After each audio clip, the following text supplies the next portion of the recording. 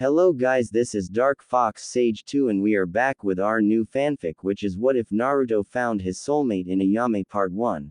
And if you enjoy this fanfic, then please press the like button and please subscribe to the channel. It motivates me to upload more fanfic like these for you all. Now let's start the fanfiction. 7 years after the Kyuubi attack. As the sun began to set on the horizon and everyone's watches chimed for 6, the village of Konohagakure began to close their shops for the day and go home. Chunin guards at different gates in villages were exchanging shifts and were turning in their visitor check-in logs to the council. Genin teams wrapped their daily missions, chores around the village. The village guard were taking their positions for their nightly watch. And finally, the special Jonin and Anbu were either reporting to the Hokage about the success of their missions or were leaving for their current ones. But in the hour of closing down, one business chose to remain open for a few more hours. Ichiraku Ramen, like any restaurant, remained open for customers who worked late in the evenings and didn't want to fix their own meals. It was a small stand, only room for a handful of people to eat. The chairs were positioned right at the counter that separated the kitchen to the outside. Reserve sushi bars. In a small room in the back, there was a man shifting through ingredient boxes. He was tall, but reaching past his prime.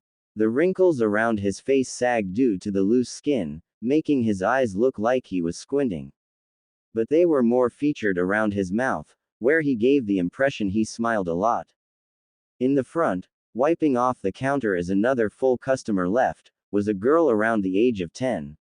Her brown hair was tied in a ponytail and accented her bright, brown eyes. She was just barely taller than the countertop and had to use a stool to clean and cook. Ichiraku's never made a lot of money, but they had enough to live on and that was enough. Just then, the man walked out carrying a medium-sized box. We're about out of shrimp, Ayame, so I'm bringing out the miso ingredients. We over-ordered so we need to sell it before we can order more.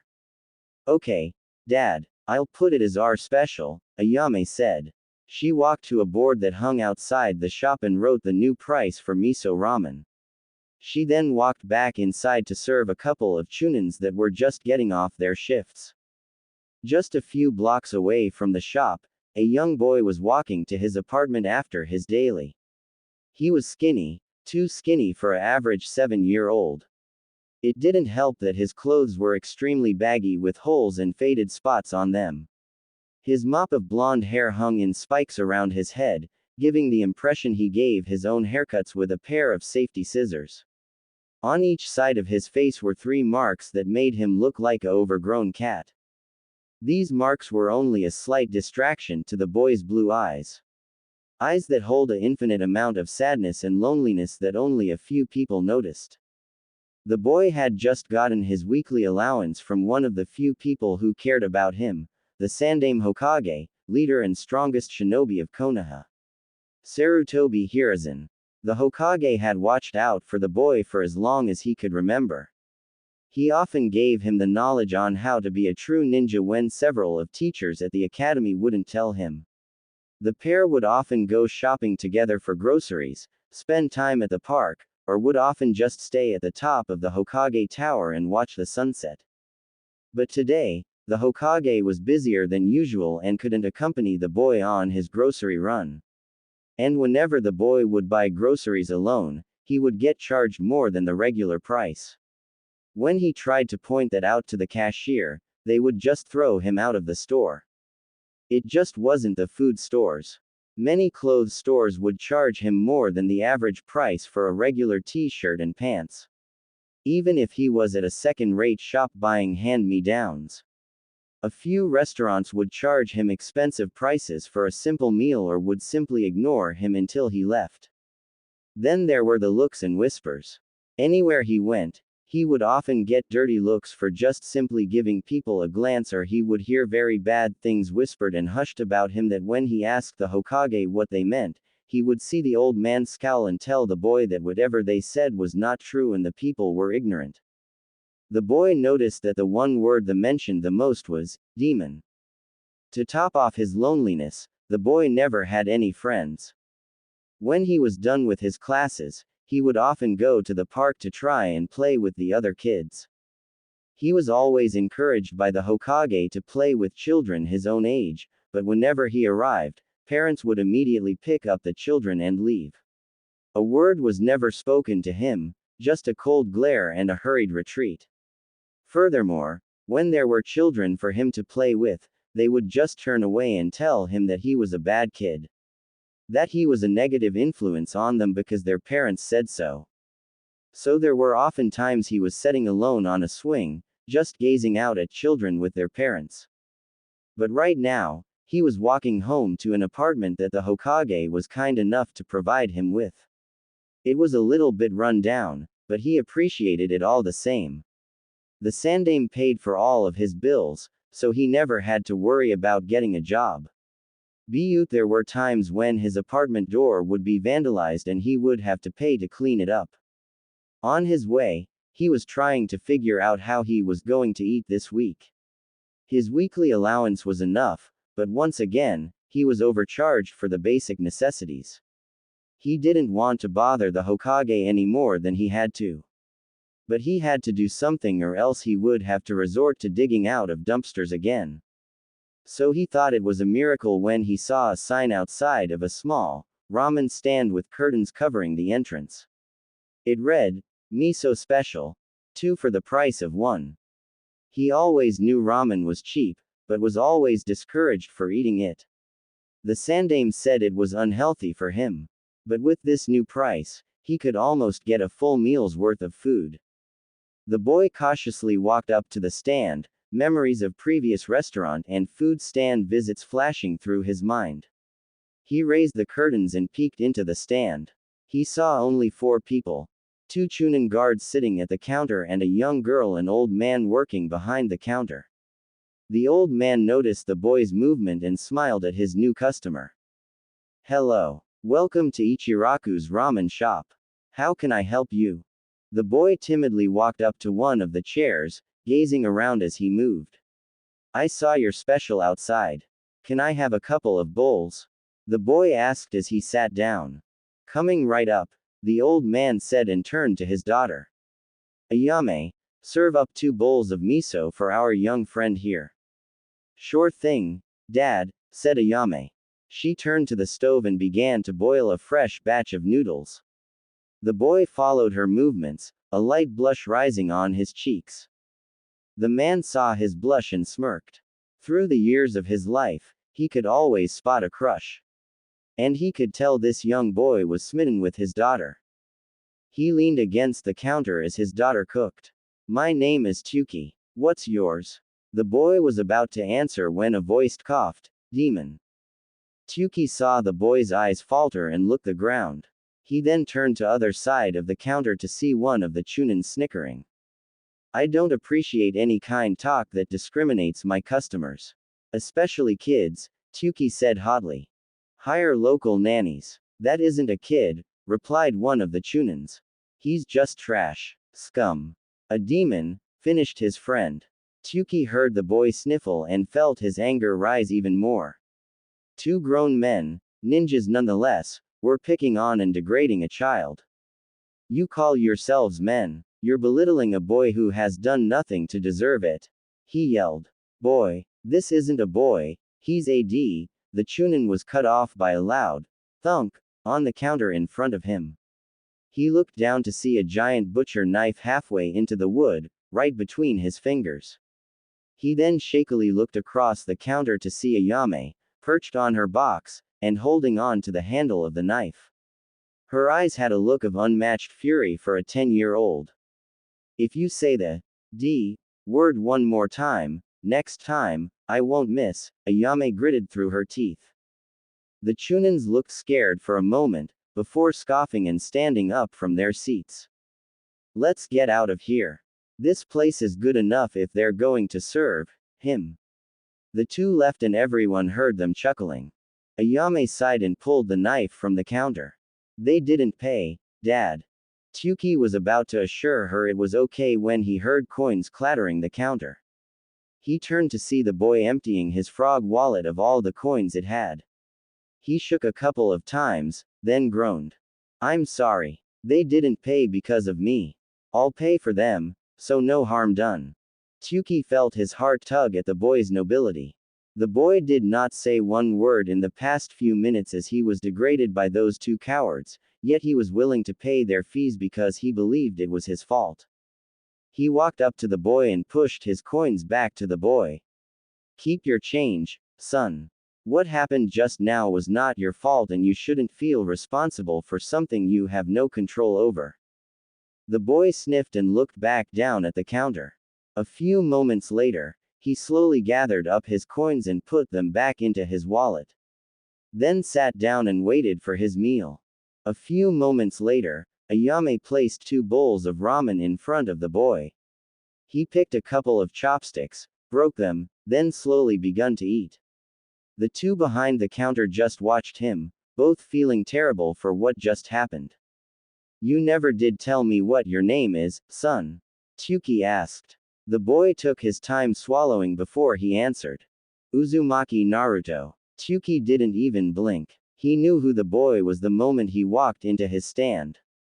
He heard the rumors about who the kid was from other vendors, ninja, shopkeepers and kids. That he was orphan demon and deserved to be put down. That he caused a lot of trouble around the village for everybody and had frequent chases with the Anbu guard after pulling a prank. Tyuki was a man that didn't believe in rumors. He only believed what he could see for himself. Only what he could determine with his own judgment. And what he saw was a lonely child, with no family or friends. A boy who had been kicked too many times as he laid on the ground. And Tyuki also knew the secret and burden the boy held. He turned to his daughter, who was staring at him with her eyes glistening. One look told him she believed the same thing. My name is Ayame. We're glad to have you in our stand, Ayame said with a smile. The boy perked up and stared unbelieving at the family. He had only a voice with that much care come from the 3rd Hokage. Really? He asked. Tyuki smiled and placed a hand on his daughter's shoulder. Of course. It was several hours later, as they were beginning to close down, that Naruto finally left. The 3 spent the entire time talking and laughing. Naruto would talk about his schoolwork at the Ninja Academy and the time he spent with the Hokage and one his teachers at school named Iruka. Apparently, only Iruka seemed to teach Naruto anything at the academy, whilst the other teachers just ignored him. Iruka would help him out with his homework, shuriken training, and jutsu theory. The way Naruto described him was that he was a strict individual and liked to give Naruto lectures on what it means to be a ninja. Discover martial arts, but Tyuki saw what was underneath Iruka. The man truly cared for the boy. Probably the only one besides the Samdame. The Hokage, on the other hand, Naruto saw the man as a grandfather and even let himself be called one. Naruto had the utmost respect for the man and proclaimed several times that his dream was to become Hokage of the village. This way, he could earn the village's respect and make his grandfather proud. Ayame and Tyuki paid attention to his every word, especially when it came to his pranks. They would both laugh uncontrollably when he told them each prank in graphic detail with dramatic arm movements. Tyuki especially loved the ones when Naruto would prank the store vendors Tyuki had problems with. As Ayame placed a closed sign outside the shop, Tyuki began to clean up. Wait, how much do I owe you? Naruto asked. Tyuki smiled and went to the sink to count the bowls that Ayame placed there over the evening. He was surprised about the amount the boy ate. It was like he couldn't get enough of their ramen. Or the boy had never enough to eat. Well, Naruto, your total comes to about 1,000 yen. Naruto's jaw fell open. Normally, he was charged 5 times that amount at other restaurants. He quickly reached for his wallet and began to dig through it. But, seeing as this is your first time, we'll allow this as a freebie, grinned Tyuki. Naruto's body froze, then he shakily returned to his seat. I can't. Ayame came back from outside and put a hand on his shoulder. Just be sure to tell everyone where you could such great ramen. Naruto blushed and nodded quickly. I will. Believe it. Tyuki laughed. Thanks, kid. Ayame, let's get this place cleaned up. Naruto jumped out of the chair. Can I help? Father and daughter looked at each other, surprised at the boy's eagerness. Ayame knew that the 1,000 yen her father charged was actually too low than the actual amount he ate. But Ayame didn't care. After the story Naruto told and the way those Chunins were treating him, Naruto deserved a break. But here he was, eager to help out his new friends in any way he could. Ayame thought this boy was really something else. And that she believed he was completely adorable was another thing. She looked at her father, who smiled and nodded. Ayame grinned and pulled a rag from her apron. If you really want to help, you can wipe down the counters and them sweep the floor, she told him. Naruto nodded eagerly and started. Tyuki shut down the oven and emptied out the cooking oil from the cookers.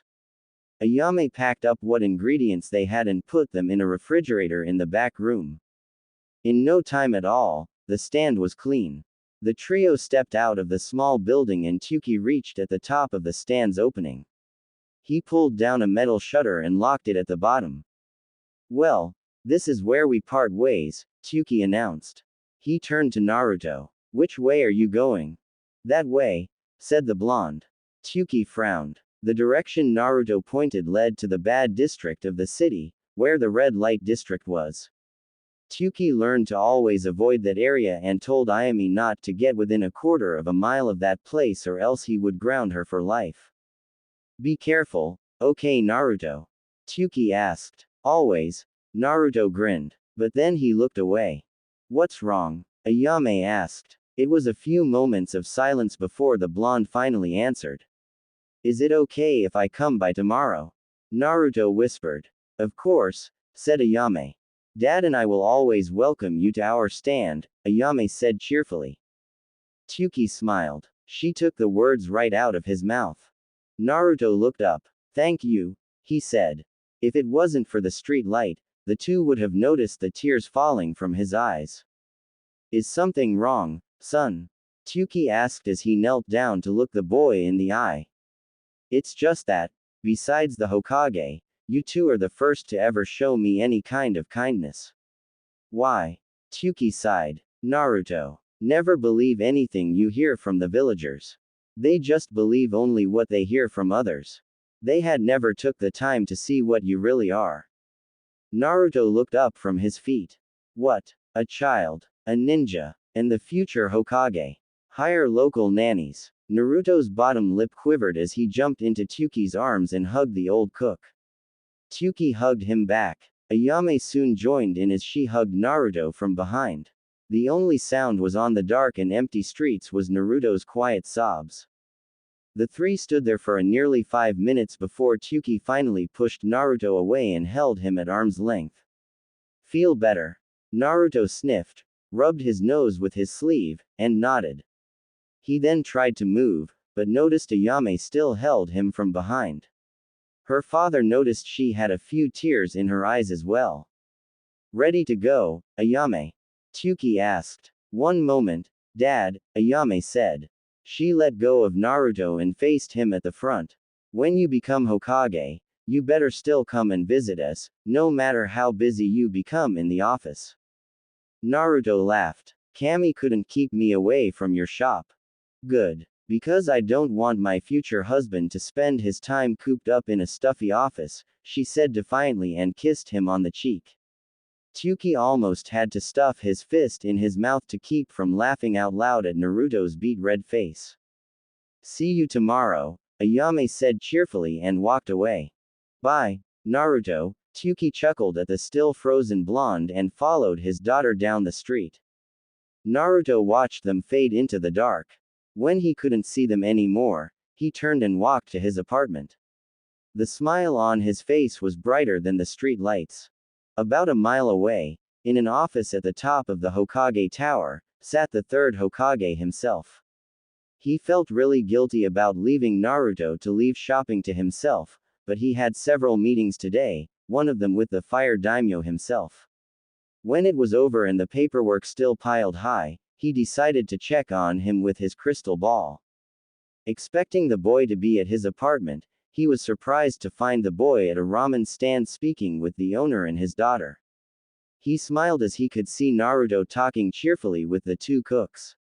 Using his lip-reading skills, he could see Naruto was talking about his past pranks, Iruka, and himself. The third forget about his work and spent the next hours watching Naruto interact with his new friends. Only when the three started cleaning up did the Sandaime realize how late it was. He put his crystal ball away, stood up and stretched, feeling all his joints pop at once. He groaned at the slight pain and at the paperwork he still had to do. To hell with the paperwork, he said to himself. Naruto's bound to be here tomorrow talking about his new friends. And I want to be there when he introduces me to them. Naruto grumbled underneath his breath as he helped Tyuki with the dishes. He had a bad time at school earlier in the day when Iruka called on all the students to practice as their henges. The idea was to focus their chakra into their bodies, perform the appropriate hand symbols and focus on the image they were transforming into. It was one of the 3 basic jutsus they were required to master before they graduate.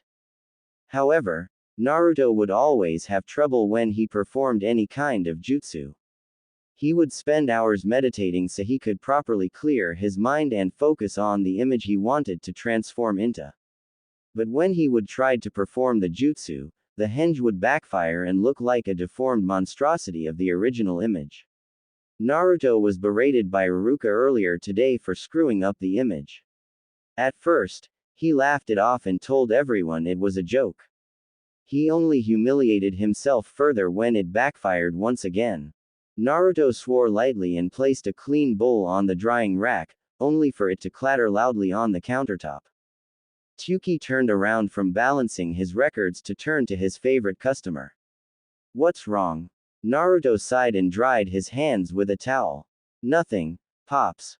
Tyuki smiled. After 2 years of spending every day at the stand, Tyuki finally offered him a job. He noticed the boy was being overpriced for food and clothes, so he figured Naruto could use some extra spending money. The blonde immediately agreed and started working at once. Every day after school, Naruto would come to stand and work for a few hours. Then, he would go train on a training ground the Sandaime told him about so he wouldn't be bothered by any other ninjas. The ramen cook knew that once he hired Naruto, his business attendance would go down, due to the fact that many civilians would not associate in a place where the village demon would work. But Tyuki didn't care about that. What he cared about was the smile that was on the young child's face when he was around people who cared about him. Come on, tell your favorite boss what's wrong. Naruto scratched his head in confusion. But you're my only boss. And don't you forget it. Now, what happened today? The boy sighed and sat down on a stool. I goofed up on a henge test today. We were supposed to transform into a copy of the Hokage, but mine ended looking as something out of a cartoon. I bet the third would have loved to see that, Tyuki laughed. Naruto scowled. It's not funny. Iruka-sensei was really mad at me. I tell ya, that guy has it in for me. Tyuki stopped chuckling and looked Naruto in the eye. If Iruka was really mad at you, he wouldn't have taken the time from his schedule to help tutor you on the weekends on proper hand signs, now would he? Naruto sighed. Tyuki had a point. When Naruto started working, he was surprised to Iruka stop by for lunch, in which the man was surprised to see Naruto working in a ramen stand. Naruto was nervous at first, but the more they got to talk, the more they realized they were alike. They had both lost their parents in the Kyuubi attack, they didn't have many friends, and even though Naruto didn't show it much, they both enjoyed learning. Then, when Iruka was done and about to leave, Naruto left to go practice his henge's assignment that Iruka gave him the day before. When the teacher asked his student how his progress was, Naruto admitted he was having trouble with the hand signs. Iruka spent the rest of his free time showing Naruto some hand exercises to help loosen his fingers and increase his agility. He also suggested Naruto might try playing an instrument that involved using his fingers to make them nimble. He hadn't picked one yet. Still, Why does Iruka-sensei give me such a hard time? I try real hard in his classes, but he still gets angry at me when I mess up, Naruto complained. I don't think he's angry at you, Tsuki said. I think he was just being stern to encourage to try harder. After all, teachers can't show favoritism towards students. Naruto bowed his head. I guess you're right. How long have you been practicing? Called a voice from the back. Ayame entered the stand carrying Naruto's weekly groceries. She volunteered to do his shopping for him when she realized he was being overcharged. Naruto scratched his cheek and looked up at the ceiling in thought. Well, right now, it's been about 3 weeks since Iruka-sensei gave us this assignment. Since then, I haven't had a single successful henge. And you got everything you need? Asked Ayame. Yep. Picture the image, perform the hand signs, and add the chakra. Wait, Tsuki said suddenly. Maybe that's it. How much chakra are you adding to your henges? Naruto's eyebrows went together. All I can. Why? Tsuki put his hand on his chin and got into a thinking pose. I remember a genin team came to the stand for lunch a couple of years ago. They were complaining about not being able to perform a certain jutsus their teacher taught them. When they asked their teacher for advice, she said they needed to work on their chakra control. Control? Asked Naruto. I remember that, added Ayame. Their Jonin sensei said that the amount of chakra they put into jutsus could heavily determine if they would be successful or not. Too little and the jutsu wouldn't work. Too much and it would probably backfire on them.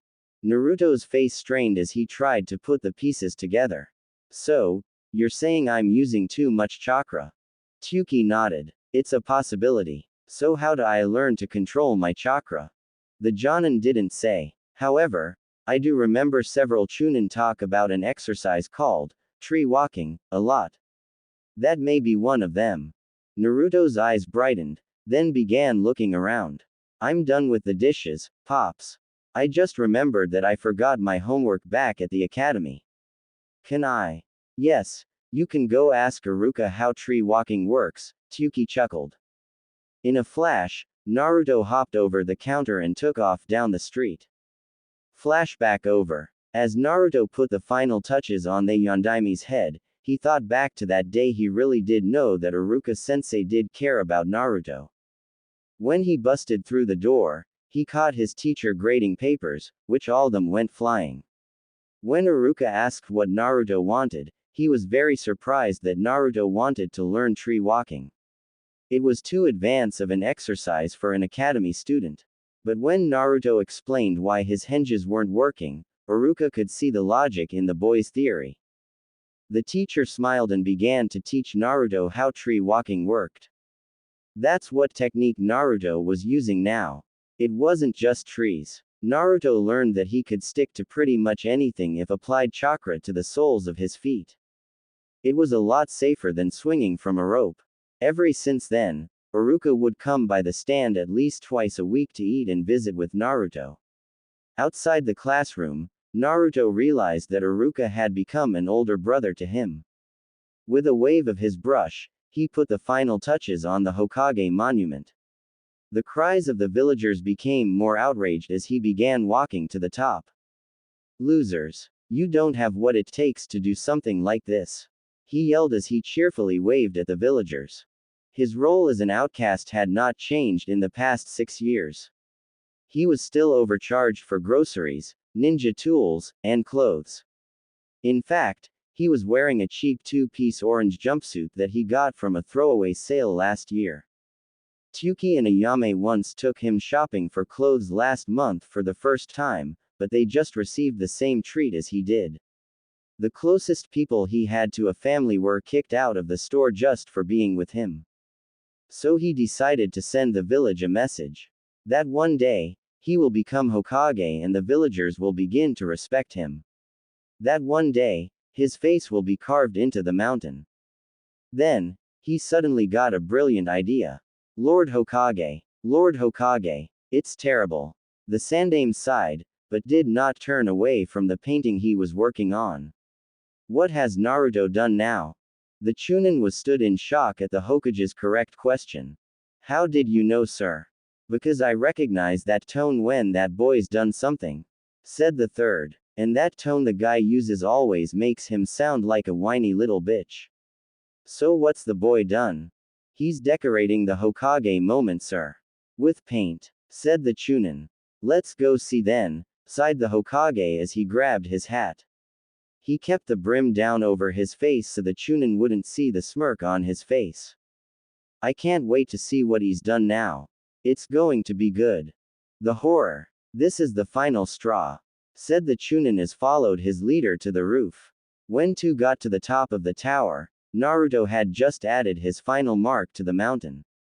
Below, many of the villagers were voicing the Chunin's reaction. The Sandame, however, thought it was funniest thing in the world. The first Hokage's head was painted with black paint. The eyes were painted with knockout X eyes, had swirls on his cheeks that made him look like an Akamichi, and had a beard painted along his chin, including a little goatee in front of his bottom lip. The second Hokage's head was painted with blue and white paint. His spiky hair was painted with blue tips, but painted white. His eyes were painted white with little half-blue circles to give the impression he was looking up. The final touch was that his lips were blue as well. The third Hokage's head had green and white. His hair and beard was painted in green and had white lines running from the corners of his eyes, making him look like he was crying. To top it off, the eyes were painted white with green pupils. However, they made him look cross-eyed. The fourth Hokage's head was yellow and red. The hair was painted yellow as were the eyes with red pupils. There were also red drops hanging from his nose that made it look like he had a nosebleed. But that wasn't even the most noticeable item on the mountain. Right beside the Yondaimi's head, on a good chunk of rock, was a head drawing. The drawing was the size of the others, but was made up of black, yellow, and blue paint. The black paint outlined a head, eyes, spiky hair, and a nose. The hair had bright yellow paint on the inside of the lines with blue paint in the eyes. The final touch was there was a smirk painted on along with whisker marks on the cheeks. That made the Hokage chuckle. Not bad. Not bad at all. I can't watch any more, said the Chunin as he sushined away. Wuss, said the Hokage as he went back to admiring the boy's work. A moment later, Iruka shushined beside him. Lord Hokage, I can't apologize enough. I'll make sure he cleans it up later, Iruka said breathlessly. Ah, Iruka. Yes, that would be a sufficient enough punishment.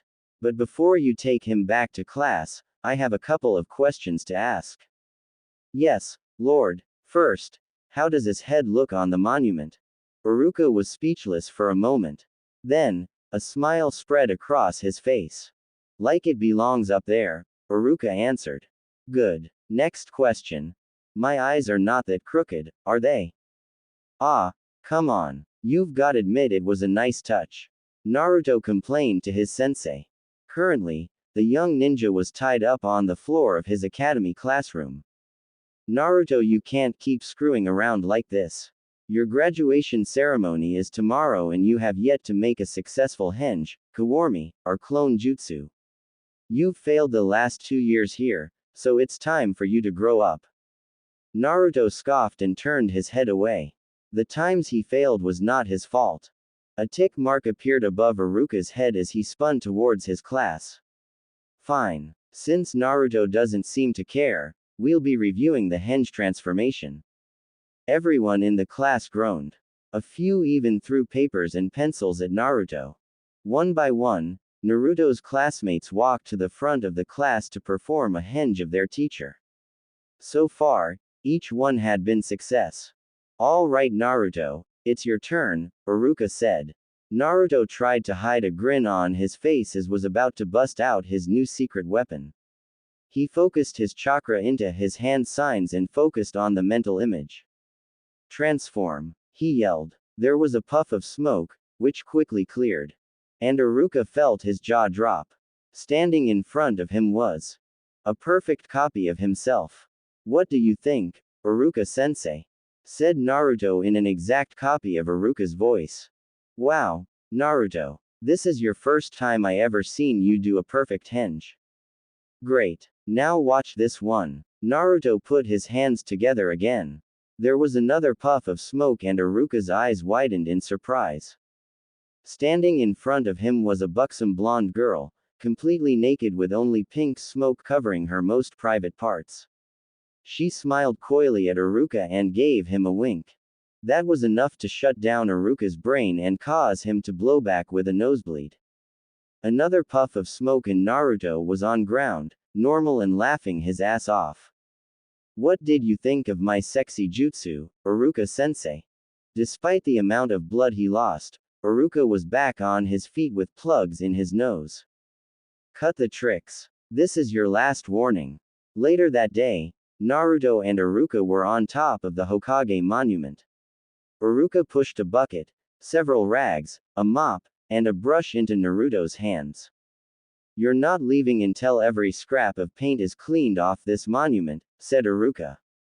But I got to get to work in an hour, complained Naruto. You should have though of that before you decided to make you mark in this village. Honestly, what were you thinking? Naruto stood tall and puffed out his chest. I was sending a message to the village. That one day, I'll be Hokage and when I do, the village will respect me and my friends. Aruka immediately knew what he meant. Tsuki told him what happened last month and how badly it affected Naruto.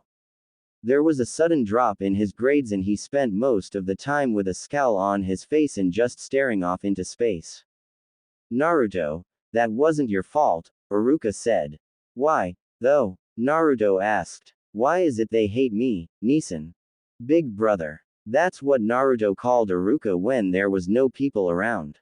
Their friendship had developed in the past few years outside of the classroom.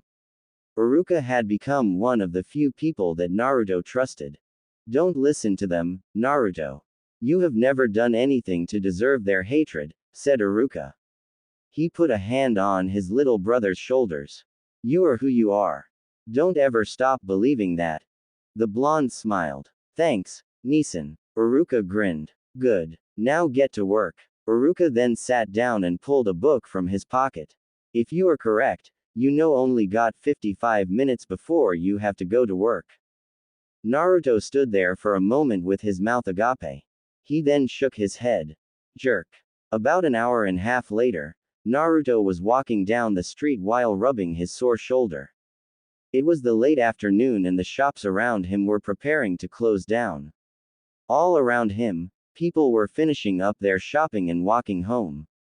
When he caught people glancing at him, they would scowl and turn away, muttering about his latest prank and how he should have been arrested. Naruto ignored them and kept walking. Luckily, he thought ahead and water-based paint to use on the monument, so he was done quicker than usual. He finally reached Ichiraku's and lifted up the curtain to walk inside. All hail, the fifth Hokage, said a group of voices. Naruto blinked and saw that Tsuki, Ayame and his only 3 friends bowing in his presence. His good friend, Choji Akamichi was sitting in the middle of the trio, a bowl of ramen in his hand as he slurped up the remaining noodles. The two met about 3 years ago, when Naruto got out of his first day at the academy. He came back to Ichiraku's to see 2 boys at the counter, eating ramen. One was Choji and had already knocked down 10 bowls and kept on going while his friend watched in disbelief. Naruto sat down beside him and told Ichiraku to give him what the boy was having. Choji looked up and said that he was an Akamichi and Naruto had no chance of beating him at eating. However, Naruto caught up to him quickly and before they knew, Naruto had actually beaten Akamichi in an eating contest. Choji swore that day that Naruto would always his rival when it came to eating. On Choji's left was another good friend, Shikamaru Nara. He was with Choji that day and had become good friends with the round boy a few days before. At first, Naruto and Shikamaru didn't get along. But when Naruto helped defend Choji from a couple of punks who were making fun of his weight, Shikamaru had began to see Naruto in a new light. Since then, Choji and Shikamaru would visit Naruto every day at the stand when the academy was done for the day. And although he said it was troublesome to visit him every day, he did with a smile. The last person had just joined their group last year. Her name was Hinata Hyuga. She was a very shy girl, who only spoke in class when she was called upon by the teacher to answer. Naruto met her when he was serving meals to his friends when he spotted a girl peeking around from a telephone pole across the street. He watched her for a few minutes, before he finally waved her over. She blushed furiously and slowly made her way to the stand. Naruto finally recognized her from his class and introduced himself and his friends to her. It took her a while to break out of her shell, but soon, she was almost able to make complete sentences without stuttering. Hinata was Naruto's only sparring partner when he went to train after work. Shikamaru said it was too troublesome to train and Choji often just watched instead of joining them. But the two would always support Hinata and Naruto. Every day after class, the four would go to Naruto's training field to train. Hinata would help Naruto with his taijutsu, which everyone except Naruto knew was horrible, while Naruto helped Hinata build more confidence in her fighting. It took a few months, but now, Naruto could go toe-to-toe with anyone in his class. Hinata had also become one of the top kanouches of the class, tying Sakura Haruno for first place. When he didn't think it was troublesome, Shikamaru would help Naruto with his chakra control. As a clan heir, his was required by his dad to learn all of their clan's shadow-type jutsus, so he had to learn chakra control earlier than most students. Naruto had already mastered the tree walking exercise, so Shikamaru showed him the next step, water walking. Naruto had not quite mastered this exercise, but he was getting better. Choji was happy to help out with whatever he could. It wasn't much, but Naruto appreciated it all the same. With their help, Naruto rose in the class standings. Not exactly at the top, like Sasuke Uchiha or Kiba Inuzuka, but a good student nevertheless. All of the time he could spend was with his friends. Whether it was training, eating at the ramen stand, or just watching clouds. They were always together. Naruto just smiled, walked behind the counter, and tied an apron around his waist. It's a good thing everyone here recognizes greatness when they see it, said Naruto. This caused everyone to laugh in their bowls. While it was good prank, Naruto-senpai, should you waste such time when you should be preparing for the finals tomorrow, said Hinata as she pressed her fingers together. Yeah, that's right, Choji agreed. You've failed the test twice so far. It would be real troublesome to repeat for a third time, finished Shikamaru. Naruto sighed. They were right. He was supposed to have graduated twice. This made him one of the oldest students in his class. He was only a year older than his friends. But it really wasn't his fault that he failed. The first time he was supposed to take his test, Ayame got sick that morning with the flu. With Tsuki being shorthanded, Naruto skipped his test to help him out. It took ages for him to finally get a window and visit Iruka to see if you could retake the test. However, rules were rules and Naruto had to wait until the next semester. The second time, he knew he was ready.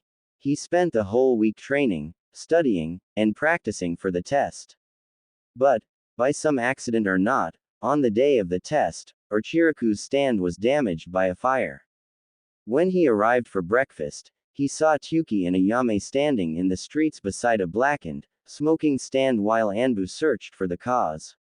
When he asked Tsuki what happened, the man said he must have left the burner on. But Naruto always believed the fire was caused by an arsonist. One who didn't want a demon in the stand and burned it down to send a message to its owners. Tsuki told Naruto that he shouldn't worry about it and he needed to go to the academy. Naruto refused and spent the day helping the Ichirakus salvaging what they could from their stand. Well, let's hope lightning won't strike a third time, said Tsuki as he clapped Naruto on the shoulder. Don't worry, kids. Naruto will be there tomorrow. And when all four of you arrive here with your new handbands tomorrow, I'll give a bull on the house. Naruto and Choji cheered while Hinata smiled and Shikamaru just shook his head. But he did so with a grin. Naruto waved goodbye to his friends as they went home for the evening. They had spent the evening discussing what might be on the test tomorrow, all of them giving tips for each other. Naruto had to thank Kami for all of their help. Without his friends, he would have probably never had been the ninja he was today. As he cleaned off the counters, he spotted Tuki's record book sticking out of the cabinet behind the safe box. Curious, Naruto pulled the book out and opened it from the middle. His eyes grew wide. He read the amount Ichiraku's stand had as the numbers kept getting lower and lower. Then he reached the profits from this year. There were none. Throughout the year, there was nothing but red marks and slashes. It looked like a badly drawn doodle by a 3-year-old with a red crayon. Hey, Naruto, have you seen where we put the extra box of fish cakes? Naruto closed the book and stuffed it quickly back in the cabinet. Yeah, it's under the box of miso ingredients. There was a nauseous feeling coming from his stomach. Naruto knew that he was the cause of all the Ichiraku's misfortunes. He and his friends were pretty much the only customers they had these days. And yet, they had never complained. What should I do? He thought. Hey, is everything okay? Ayame asked as she came from the back. Naruto put up a quick, fake smile. Everything all right. Believe it. Naruto pulled down the metal shutter and locked it with his very own key. He grabbed his bag from the ground and turned to the Ichirakus, who were waiting nearby. Well, good luck tomorrow, said Tuki. Let's hope nothing bad happens this time. Naruto frowned and looked at his feet. If something happens, I'll just skip my test again and come to help. I don't care what happens. No, Tuki said sternly. Naruto looked up in shock. The only time he heard Tuki use that tone was chasing out customers. I don't care what happens tomorrow. I want you to be at the academy, on time, and ready to take your test. But, that's final, Tuki yelled. Naruto jumped back, scared. When Tuki saw this, he calmed down and knelt on one knee. Naruto, you're a ninja. This is what you were born to do, not become a ramen cook. You're destined to become our Hokage and you can't do that if you keep hanging around here. But I love it here, Naruto argued. Tuki felt his heart tug at that comment. He loved the boy like he was his own son, but he sure had a real thick head. Hey, I didn't say quit hanging out with us permanently. Even a Hokage needs a break now and again. In fact, after your art display earlier, the Sandaime was here laughing about it. Naruto's eyes went wide. The old man was here. He actually escaped his secretary and paperwork. Tuki laughed and nodded. Besides Naruto and his friends, the third was a regular customer in here as well. Flashback. Naruto age 7. Tuki was wondering where his newest customer was when he heard his excited voice outside the curtain. He seemed to be talking to someone about how this was the greatest place with the best food. Imagine his surprise when Naruto pulled none other than the third Hokage through curtains and into his stand. Lord Hokage, stuttered Tuki. He quickly bowed. You honor me with your presence. Ayame just stood still, shocked that her future fiancé was friends with the leader of their village. See, Gigi, here we are, piped the small blonde. That's Tuki and Ayame. They're my best friends and serve the best ramen. Tuki was shocked that Naruto addressed the Sandaime in such a way. He was even more shocked when the man laughed and sat in a seat. Well, we'll just have to see about that, said the third. I'll have bowl of barbecue flavor ramen with beef chunks, please. And I'll have the miso, sir, added Naruto. Tuki and Ayame were frozen for a moment before finally snapping back to reality and worked on their orders.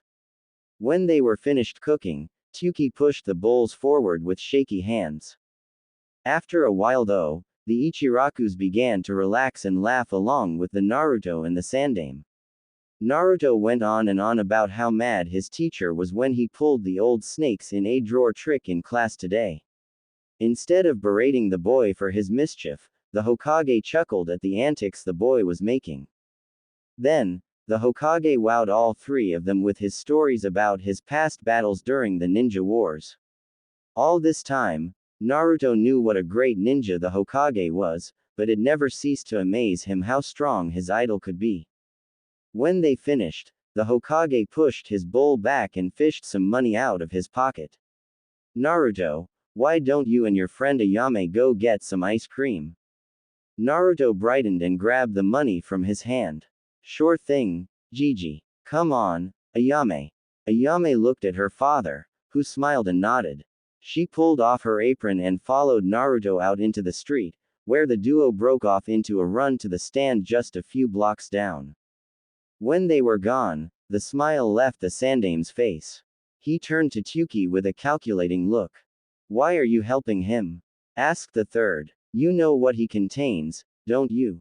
Tuki swallowed and nodded. Yes, I do. And I don't care. This answer caused the third's eyebrows to rise to his hairline. Oh, and why is that? Tuki took a deep breath. Because he is not what everybody thinks he is. I had to witness his treatment by other villagers myself just yesterday.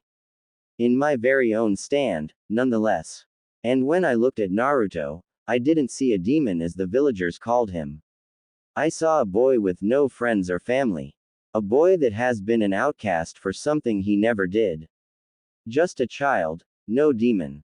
Tuki stood tall and finished his speech. And I'll do what I can to see that he remains safe.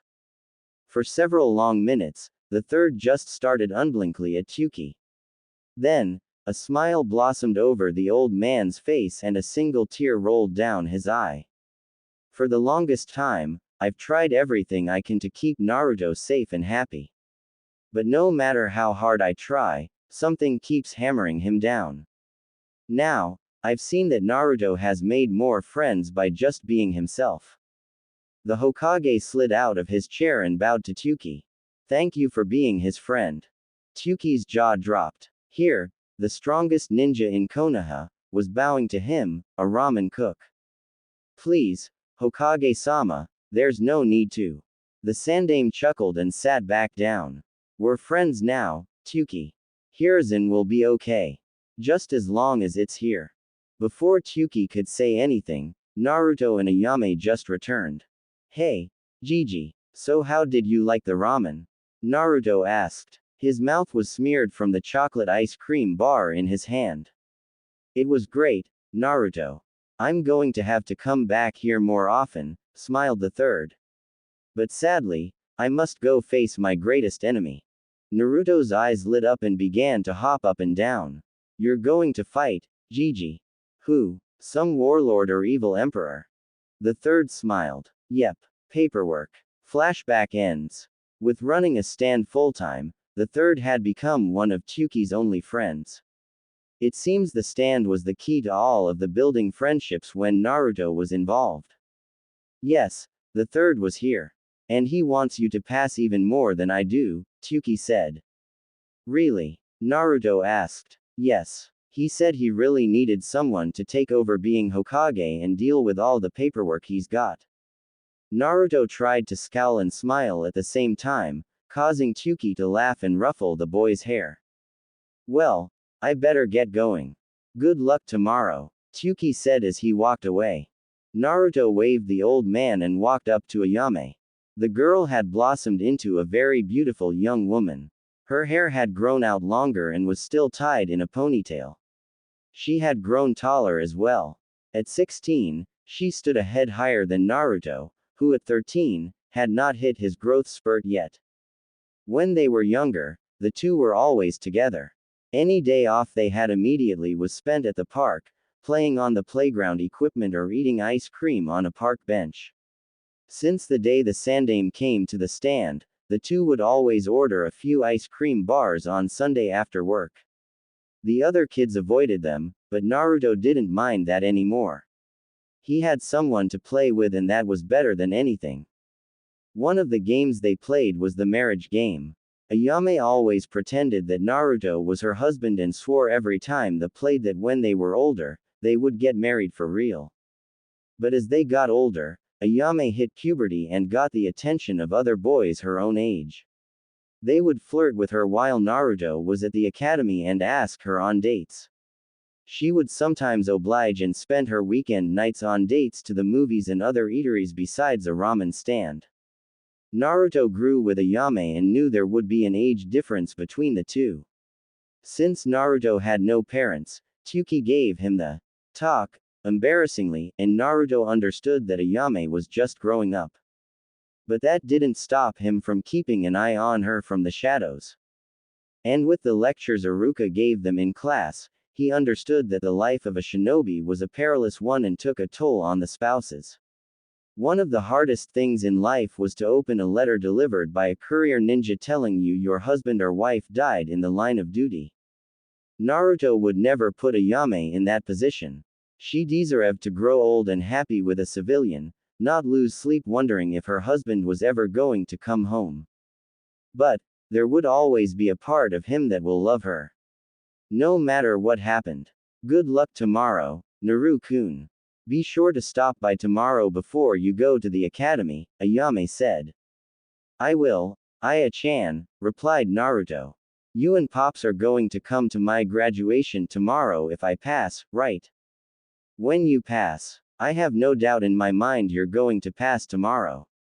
And why is that? Naruto asked. Because my future husband needs to be a genin before he can become Hokage, Ayame smiled. Naruto rolled his eyes. Ayame, we're not 10 and 7 anymore. Besides, I thought you thought me as a brother, not a fiancé. Ayame pouted. Are you saying you don't want to marry me? No, I mean, Naruto stuttered and blushed. The girl laughed and pulled Naruto into a hug. Don't worry, you'll always be the one I care about the most. Even when I'm old and gray and wondering whether or not if it's Saturday or Wednesday. You're already halfway there, Naruto muttered. Ayame mock gasped and ruffled his hair. What did you say, Naru-kun? Nothing. I was just saying good night. Good night, Naruto, Ayame whispered as she pulled away. She bent down and pecked Naruto on the cheek. And there is a good luck charm for tomorrow. Naruto blushed harder, but smiled. Thanks, Aya-chan. The two teens waved to each other, then turned and walked to their homes. Each of them had a smile on their face. In the shadows, a figure watched as the two interacted. He could see that they cared for one another and that made a perfect plan. If the brat doesn't fail tomorrow, I could always use the girl to get what I want. A continuous ringing in his ears finally woke Naruto from his sleep. His hand rose from beneath the covers and reached blindly for the accursed object. When he finally grabbed his alarm clock, he chucked it against the wall, where it shut off immediately. Naruto groaned and pulled the covers from his head. He sat up, stretched, and made his way to the bathroom. He performed the morning male ritual of scratching himself and taking a long time in front of the toilet. After a shower, he went into the kitchen, made himself some breakfast, and got ready for his genin finals at the academy today. He dressed in his usual jumpsuit. The color was originally red, but time had faded it to orange. The boy bought it cheap at a hand-me-down sale at one of open markets. It was one of the reasons why Tsuki and Ayame wanted to take him clothes shopping. They didn't want him to dress like this. Naruto then put on a pair of goggles he got as a birthday present.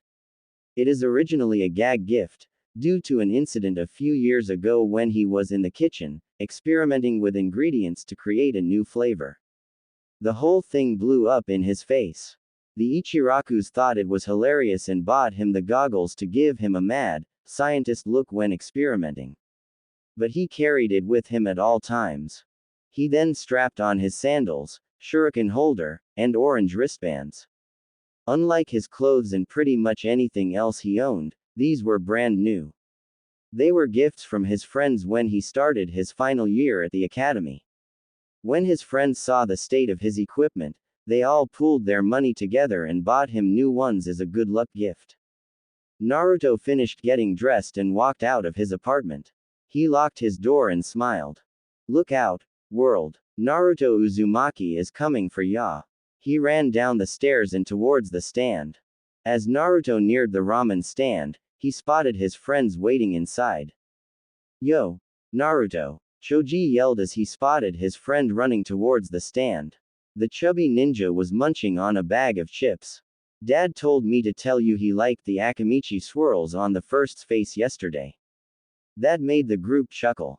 HMPH. Good morning, Shikamaru grumbled with a small smile. Good morning, senpai, Hinata said with a grin. Good morning, guys, Naruto yelled. You guys ready to become ninjas? Choji was the only one who cheered with him, while Shikamaru chuckled and Hinata giggled. Naruto, it's 8 in the morning, Shikamaru muttered. Can't you keep it down at least until noon? Nope, Naruto cheered. Today's going to be my first step to becoming Hokage. You've got to pass first, said a voice behind the counter. Tuki and Ayame came out from the back room carrying the ingredients to start the day off. You don't think we can pass, Pops? Naruto asked in a mock-hurt voice. I have no doubt in my mind that you four can pass, said Tuki with a grin. In fact, when you do, we'll have a party here tonight celebrating your graduation. All the ramen you can eat instead of one free bowl. Choji roared with delight and fire in his eyes. Shikamaru muttered, troublesome, and tried to calm his friend down. Hinata just giggled at Choji's antics. Naruto, however, frowned. He remembered seeing Tuki's balance book last night and all the red marks in it. He wasn't that great at math, but he knew that Tuki was becoming in debt to his landlord and getting loans from the bank just to pay for more ingredients. If it kept up, he'll have to close the shop within 2 months. Naru-kun, is something wrong? Ayame asked. Huh? Wah. Dad mentioned free ramen and you were frowning. Is something wrong?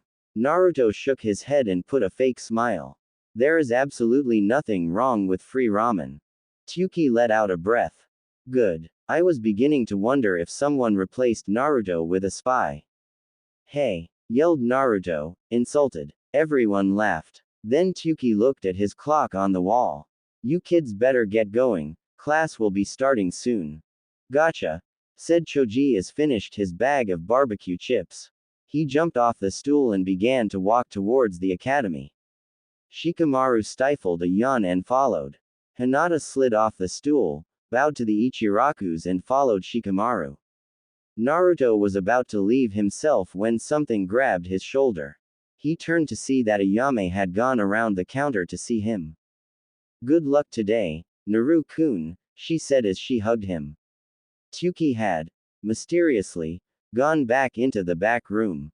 Thanks, Aya-chan. I'll be sure to make you and Pops proud today. Ayame bent down slightly and kissed Naruto's forehead. There. Another good luck charm. With 2, you can't fail.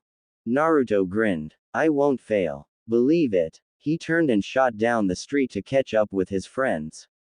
Naruto and his friends were sitting in the desks at the front of the class.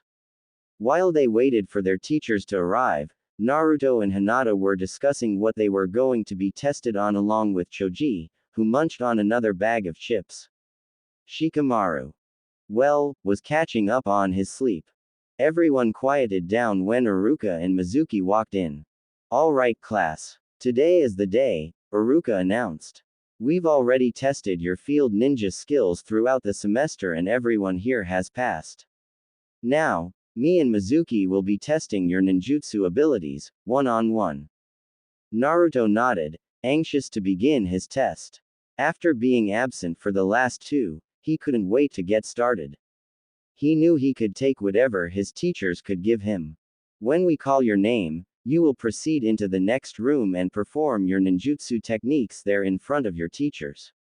Remember, you must perform the 3 basic ninjutsu techniques, a henge transformation, a substitution jutsu and finally, a clone jutsu.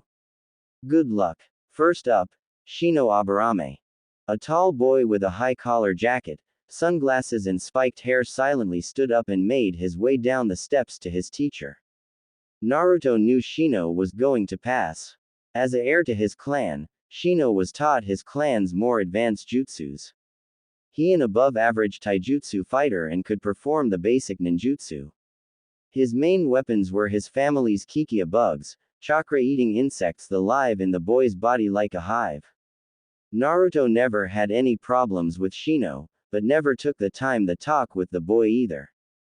Maybe when this was over, he could say congratulations. Sure enough, a few minutes later, Shino walked back into the classroom with his new leaf headband around his forehead.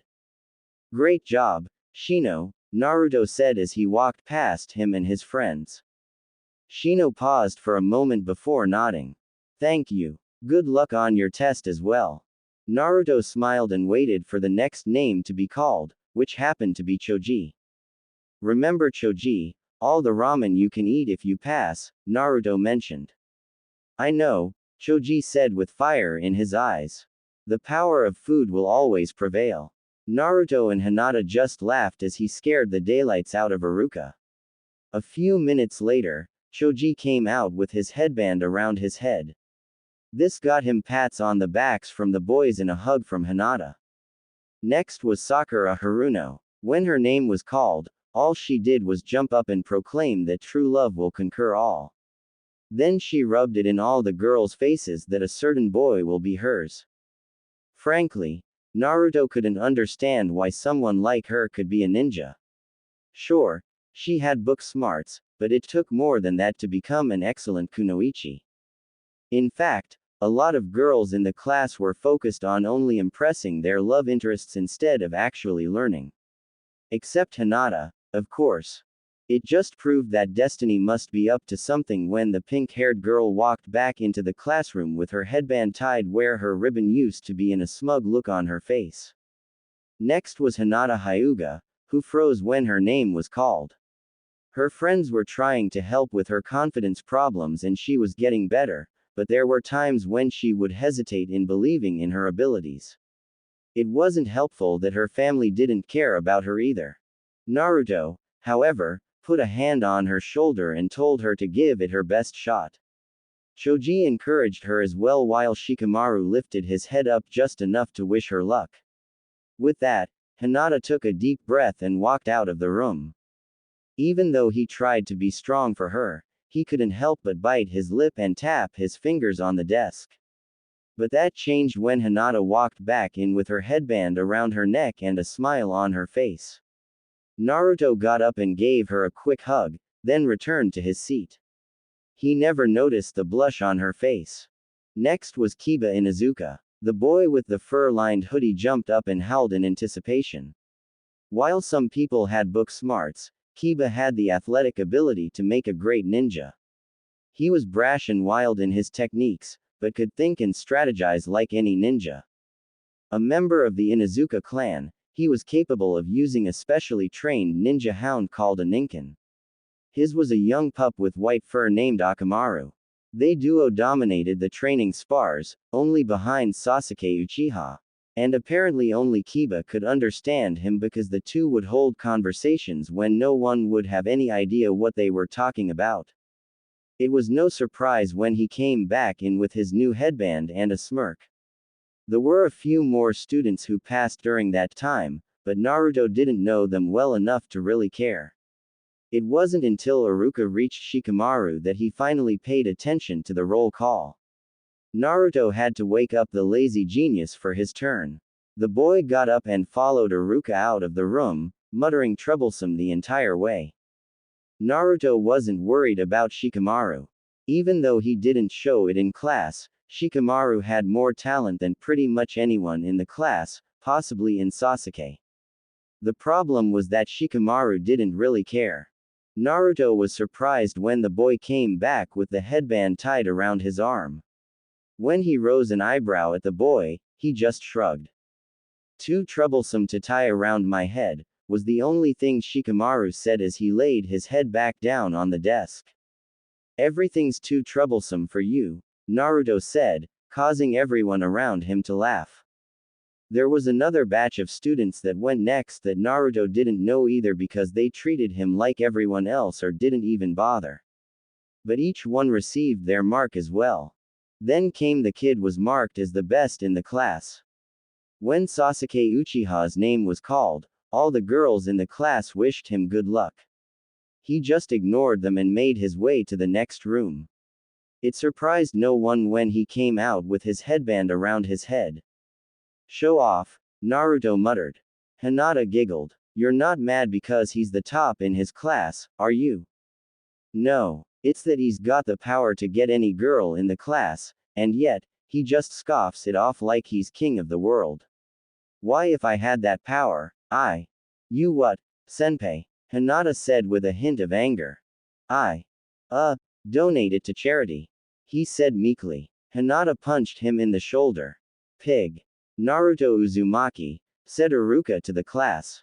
Naruto took a deep breath and stood up, barely hearing the wishes of luck from his friend. He followed Iruka towards the testing room and inside. It was about the size of a regular classroom with only a desk on one side of the room.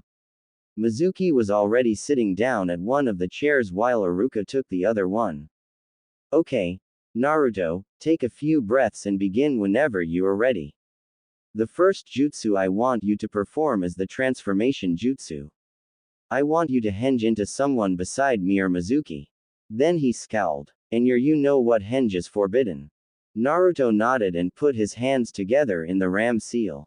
He channeled his chakra throughout his body, thought of his subject and focused. Transform, he called out. Naruto was surrounded in a puff of smoke, which revealed to be a perfect henge of the third Hokage in his robes and hat, pipe included in his mouth. Very good, Naruto, said Iruka while Mizuki just nodded. Nice, you see you finally get it down after what happened a few years ago. Thanks for reminding me, Iruka-sensei, Naruto mumbled. Next, Iruka sat up and put his chair in the middle of the floor. I want you to perform the substitution jutsu with this chair. Naruto nodded and prepared his chakra. This jutsu was one of his favorites since he used quite often when running away from teachers and chunin who were trying to catch him after one of his pranks. It was real funny when he switched with a chair, log or even a person just for his pursuers to crash into it. So Naruto focused his chakra into a thin string, invisible except to the Hyuga, and connected it to the chair. He then flared his chakra, causing the two to be enveloped in smoke. When it cleared, Naruto and chair had switched places. Excellent, Naruto. That's 2 out of 3, said Iruka. Mizuki nodded and made another check on his clipboard. Now, for the final test. I need you make at least 3 clone jutsus. This is where Naruto began to get nervous. For all of his time, he couldn't make a perfect clone jutsu. During his first years in the academy, he couldn't even perform at all. As time went by, he began to get better at the jutsu, but each clone would either disrupt as soon as it appeared or would be very haggard and sick-looking. However, when Naruto learned about the tree walking exercise, he saw a little improvement in his clones. They still looked feeble, but at least they could stand on their own 2 feet. When he mastered that exercise and began using the water exercise, he tried again. And once again, he saw improvement. But it still wasn't perfect. Naruto? Iruka asked. Naruto snapped out of his stupor and grinned. Sorry, sensei. Just thinking about a strategy. Hurry up, please. We still have other students to test, Mizuki said. He's right, Naruto. Cast your jutsu now, agreed Iruka. Naruto nodded and prepared his chakra. Remember his lesson long ago, he tried to channel the least amount of chakra as he could. So small, that he only had to think about channeling his chakra. And instead of 3, he had to think more. He hasn't tested this theory yet, so he was taking a gamble. Clone jutsu, he yelled. The room was enveloped in smoke and Naruto closed his eyes, hoping, praying that his theory worked. He kept his eyes closed for nearly 10 seconds before Iruka finally said something. Naruto, I said you had to make at least 3. You didn't have to make 20. Naruto opened his eyes, only see 2 clones blocking his vision to his senseis. He looked to find himself surrounded by clones. Each one was an exact replica of himself and stood straight ahead at the wall. They looked perfect. But then Naruto saw one of them grimace and buckle slightly. Maybe they weren't perfect just yet, but it was better than nothing. He dispelled his clones before any of the other ones showed signs of fatigue and give Iruka a reason to fail him. Thanks, Iruka-sensei, smiled Naruto as the smoke disappeared. He could feel a swell of happiness rising within him like a balloon. Now, he was an official genin. Iruka handed him his new headband. Naruto took a second to gaze at it. The Konoha's leaf symbol was carved onto a polished metal plate that was sewn into a dark, blue bandana. Naruto took off his goggles and wrapped his new headband around his head. He saw Iruka give him a smile as they walked out of the room. The moment his friends saw him with his newest addition, all three of them gave him a smile. Shikamaru actually stood awake long enough to see Naruto with his headband, only to lay back down to sleep, although he had a grin on his face.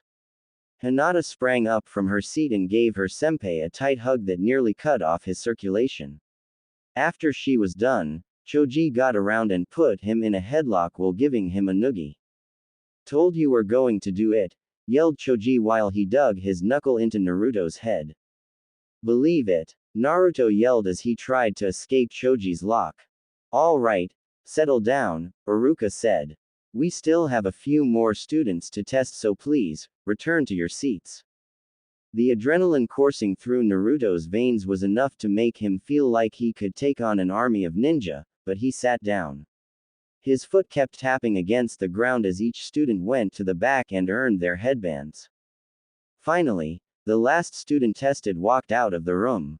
Ino Yamanaka came with a huge smirk aimed at Sakura and for some reason, had tied her headband around her waist. Naruto believed she did only to prove how skinny she was.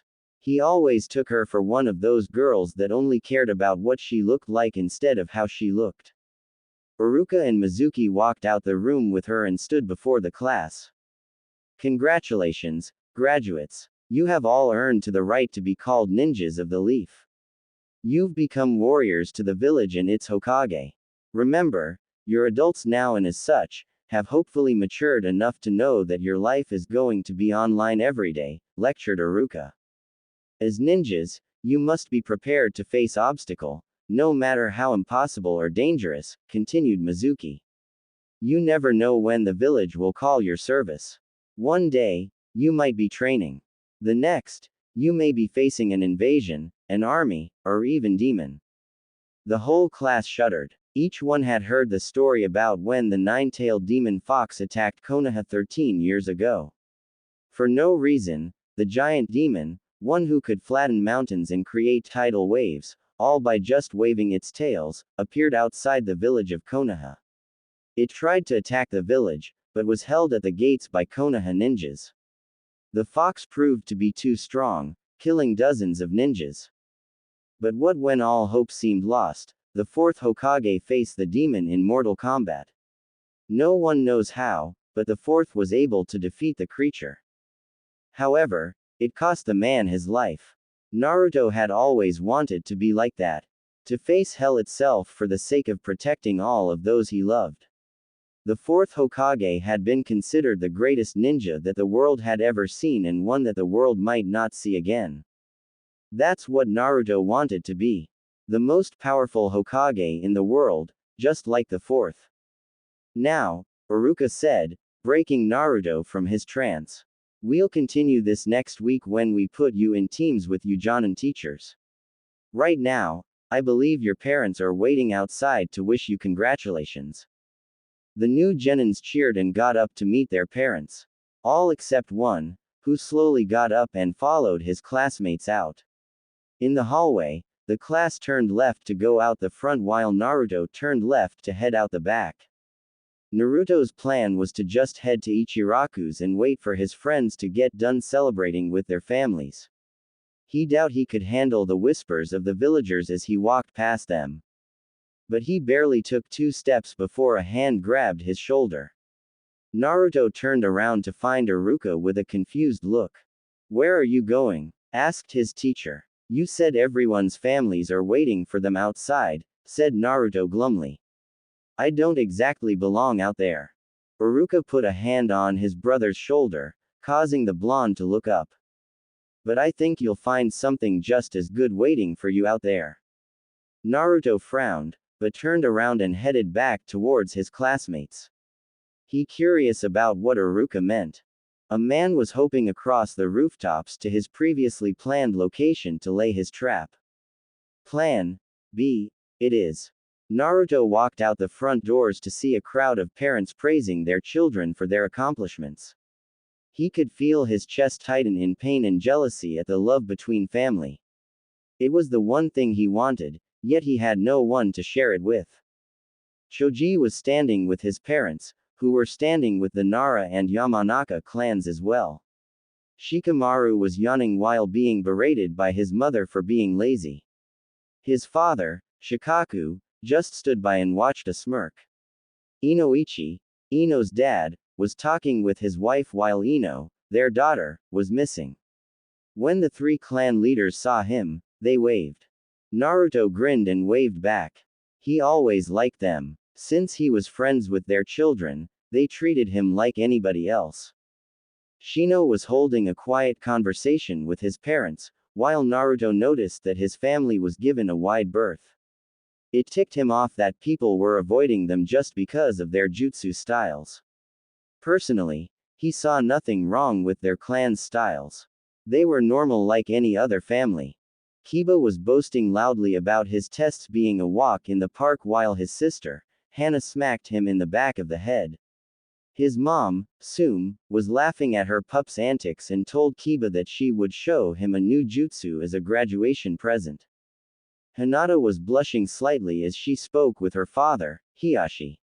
He was wishing her congratulations, but then starting telling her that she might begin to show improvements once she was sorted onto a team.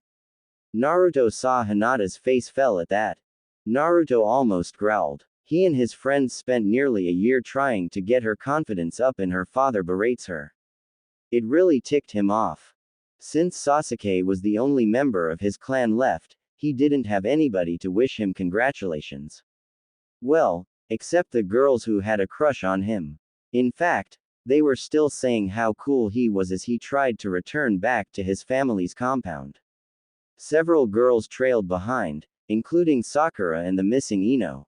He shook his head and continued to walk out of the schoolyard.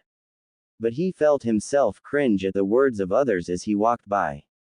There he goes. He actually passed. Isn't that the freak? Monster's a genin now. With each insult, he could feel himself sink lower and lower into a depressed state. He thought that if he could prove himself to be a graduate, he would begin to earn respect. But that didn't seem to be the case. Right now, he just wanted to get to the ramen stand. He hurried forward to the gate, almost home free, when someone called out his name. Over here, Naruto, a soft voice called out. The boy turned to see his three favorite people waiting under a tree. Ayame, Tsuki, and the third Hokage. Naruto smiled and hurried over to his friends. You actually came. The third chuckled and engulfed the boy in a hug. Of course. You didn't think I was going to miss my favorite Gaki's graduation, did you? Naruto laughed, his spirit beginning to lift.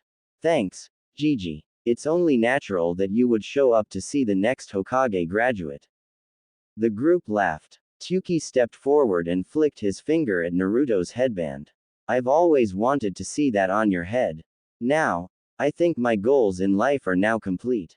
You can't mean that, Pops. You still have to wait until I become Hokage. That I do, chuckled Tsuki. Ayame then came forward and wrapped Naruto in a tight hug. There was no doubt in my mind that you were going to pass, Ayame whispered to him. Naruto rubbed the back of his head and smirked shyly. Well, with all the luck you gave me, how could I not? Ayame giggled and blushed. Tsuki caught this and smirked. Is there something I should know about? He teased. Both kids blushed and both shook their heads. Tsuki and Sarutobi chuckled at their obvious care for one another, even if they won't admit it.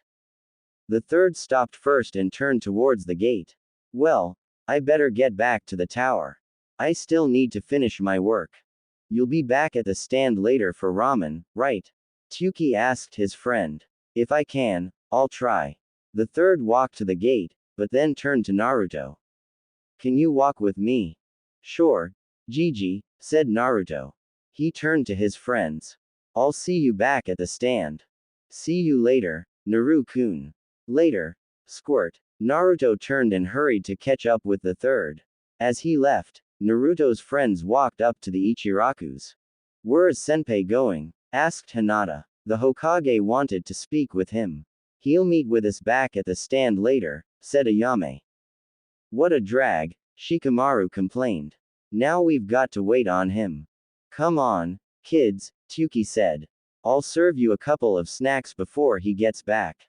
Yes, Choji cheered. Food. The five walked out of the schoolyard and into the streets. They were about to turn towards the stand when Ayame broke off and went into the other direction. I'm going to go buy some ice cream for you guys as dessert. Any special flavor you want? Vanilla, please, said Hinata. Me, too, said Choji. HMPH. Sounds good, too, said Shikamaru. Bring me back a pint of mint, Ayame, said Tyuki. Sure thing, Dad. Ayame began walking to the grocery store for ice cream. What makes a ninja strong, Naruto? The third asked the blonde. The two made it to the tower a few minutes earlier and were now standing on top of the tower, watching the sunset. The two usually did this at least once a week, whenever they weren't at the ramen stand. Naruto usually came after school to learn more about what it meant to be Hokage. A strong shinobi? What kind of question is that? It's obvious that a shinobi needs strong jutsu in order to be strong. Only the fastest, strongest and most intelligent ninja become the greatest. The third chuckled. Well, you almost right. Naruto looked up at the old man with a raised eyebrow. Almost. It's true a ninja needs those three qualities to be strong, but you're missing the most important quality of all. And believe it or not, you possess the quality more than any of your classmates. Really? What is it, Gigi? The will of fire. Naruto frowned. The will of fire. The third smiled at the confused boy. Yes. Tell me, Naruto, is there anybody that you would give your life to protect? A person you will fight with your last breath, the last ounce of your strength, to protect. Naruto thought for only a second before he answered. Of course. Ayame, Tyuki, Iruka, Hinata, Choji, Shikamaru, and you, Gigi. You're my family and I will do all I can to see everyone I care about safe. Sarutobi felt his heart swell at Naruto's words.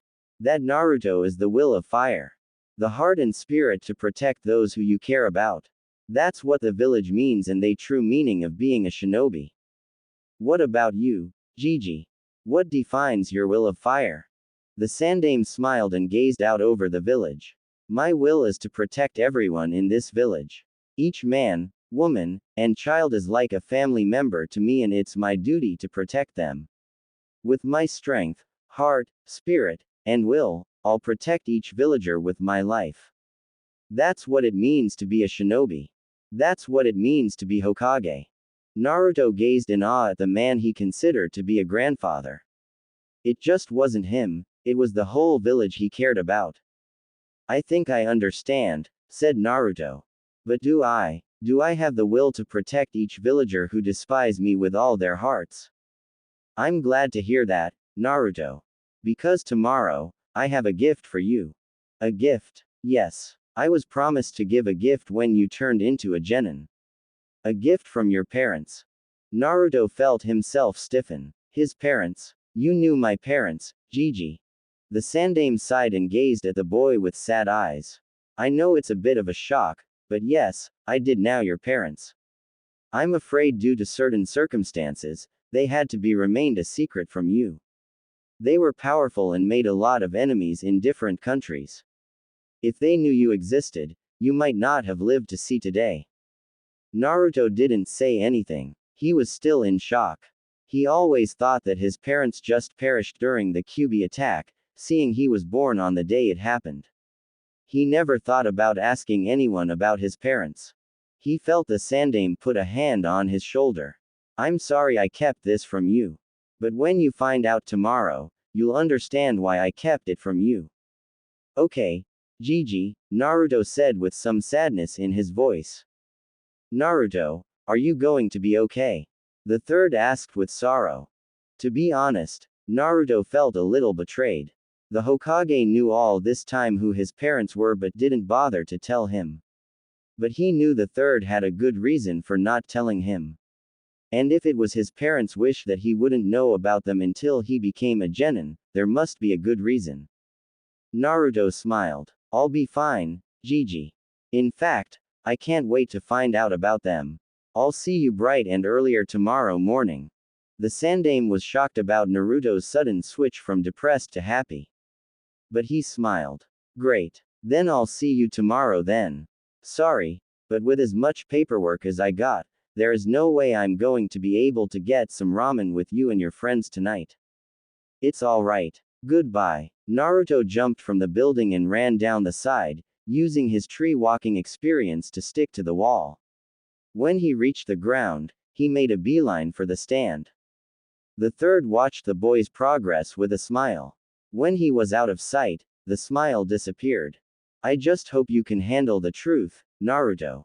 Ayame smiled brightly as she walked back to the stand with vanilla, mint, and Naruto's favorite, chocolate ice cream. The sun was about to go down and everybody was closing their shops. She had to hurry if she was going to make it back. Since her mother passed away, she's been pretty much in charge of the woman needed around the house. She did the grocery shopping, the cleaning out of the house, and took care of her dad. Her mother's death affected him the most. For nearly 3 months, her father kept the ramen stand closed and spent all of his time in a depressed state. Only when Ayame threatened to move out, at age 10, did Tyuki do something. Then, a week after they reopened stand, a small blonde changed their lives. Seeing him in a defenseless state, brought her father out of his depression and back to reality. Ever since Naruto came into their lives, the Ichirakus have become a family once again. Seeing how Naruto brought her father back, she immediately knew that he was something special. He did what he could to help around the stand and sometimes around their house. Naruto, besides being a ninja, was handy when it came to plumbing, electrical wiring, and other fix-it-at-home talents. Ayame thought it's something to do with him living on his own. And the fact Naruto never gave up, either in his studies or training, added to the list of his impressive abilities. He never backed down, never attacked anyone without cause, and always tried his hardest. But nevertheless, she always thought the boy was more of a man than anybody else she knew. And that's why she would always love him. She smiled at the thought of the blonde as she turned the corner of a street. She was less than a few blocks away from the stand when it happened. 2 arms wrapped around her waist. They knocked the bag from her hands. She tried to scream, but her captor had already shushined away. It happened so fast no one even heard her make a sound. Naruto rushed through street towards the stand. He could feel his stomach growling in anticipation of another good meal. Even the glares the villagers around him would not put him into a bad mood. Ever since he left the tower, he kept wondering what his parents were like. The third had told him the pair were very strong ninjas. Maybe he'll have a picture of them. When Naruto was a little kid, when the villagers treated him like an outcast, he prayed every night that his parents would come and help him. He wanted to be a normal kid, with a mom and dad, friends, and a nice home to live. Instead, he lived alone and was treated like a monster. But when he met the Ichirakus, his pain began to fade. Then, when he met Choji, Shikamaru, Hinata and Iruka, he forgot about being lonely. But always wondered who his parents were. By this time tomorrow, he was going to learn who his parents were. He picked up the pace to tell his friends the good news. He rounded the corner and felt his foot hit something hard and cold. Naruto stopped and looked at the ground. There was a white sack with what looked like a gallon of vanilla ice cream, a pint of mint, and half a gallon of chocolate. He picked up the pint and noticed it was still cold and had hardly softened. Who would leave ice cream in the middle of? Wait, Hinata's favorite flavor is vanilla. Pops's is mint, and mine and Ayame's is chocolate. Naruto looked around the area, trying to find out what happened. In seconds, he found two small, female-size footprints in the dirt. Naruto took a breath. He trained in the academy to focus his senses and he could smell a slight hint of the strawberry-scented shampoo Ayame washed her hair with. Was Ayame. A faint whistling rung in his ears. He recognized it and ducked. There was a solid thunk in the garden wall above his head. Naruto stood to see a kunai embedded in the wall, just a few inches above his head. On closer inspection, he saw a note attached to it. He yanked the kunai out of the wall and unwrapped the message. With each word he read, he felt his blood boil. Demon, I have your girlfriend. If you want her to live, steal the forbidden scroll from the Hokage's office tonight and bring to the training grounds you spend your time at. You have 1 hour after the sun sets. Inform anybody about this and I'll send your girlfriend back to you a piece at a time. Naruto's hands shook as he finished. One of the few people he cared about most in his life had been taken. Whoever this person was, they were going to pay, with full interest. Because now, Naruto knew this was the time his will of fire was going to burn. He crumbled the note and looked west. The sun wouldn't be down for at least another half hour. He didn't have much time. And it was the perfect time to test out his new jutsu he didn't get to show Iruka. Sarutobi had just sent the Anbu guards home, assuring them he would be okay. There had not been an attack on his life for nearly 10 years. And frankly, he was tired of the guards watching him constantly as he did his work. He got down with his latest stack of paperwork and was beginning to work on his final stack for the evening. If he hurried, he might catch the kids in Tuki for one bowl before they went to sleep. A thump outside of his door made him hesitate. He thought he was the only one in the building after the guards left. The third stood up and walked to the door, kunai in his hand. He placed his hand on the doorknob and turned. Just as the door swung open into the hallway, Sarutobi felt a familiar presence of chakra and relaxed. Naruto, what are you doing here? Asked the third as he fully opened the door. Ninja art. Noodle bind jutsu. The third felt something hit against his chest, then wrap around his body. His arms were pinned to his sides. Then, another around his knees and his feet. The force caused him to lose his balance and fall to the floor. The Hokage struggled against the bonds, shocked that Naruto would attack him and the durability of whatever he was tied up with. If it was ropes or even chains, he would have been out in an instant and prepared to fight. But whatever this substance was, it was strong, tight and only bound more tightly the more he struggled. Sorry, Gigi, said Naruto as he stood of the fallen man. Sarutobi looked up from the floor to see the boy with a small hint of anger, but it was mostly filled with remorse and fear. What are you? The third started when something hit him in the mouth. It covered it completely and immediately sealed his ability to talk. It was exactly like the stuff he was trapped in. He then caught a whiff of it under his nose and his eyes widened in shock when he recognized it. Noodle dough. It's my newest technique. I just made it about a month ago when I screwed up a batch of noodles, Naruto explained. The dough was really thick and strong, but I couldn't do anything with it. Just for kicks, I needed my chakra with it to see if it would loosen up, but it didn't work. Then, some jerk came by the stand and started bad-mouthing me. I got mad and threw the dough at him. What happened to him is just what happened to you. Sarutobi was shocked that the boy would come up with such an unusual jutsu. Despite the situation, he felt a surge of pride at Naruto. You really are an unpredictable ninja. Naruto stepped over the fallen lord and made his way to the cabinets.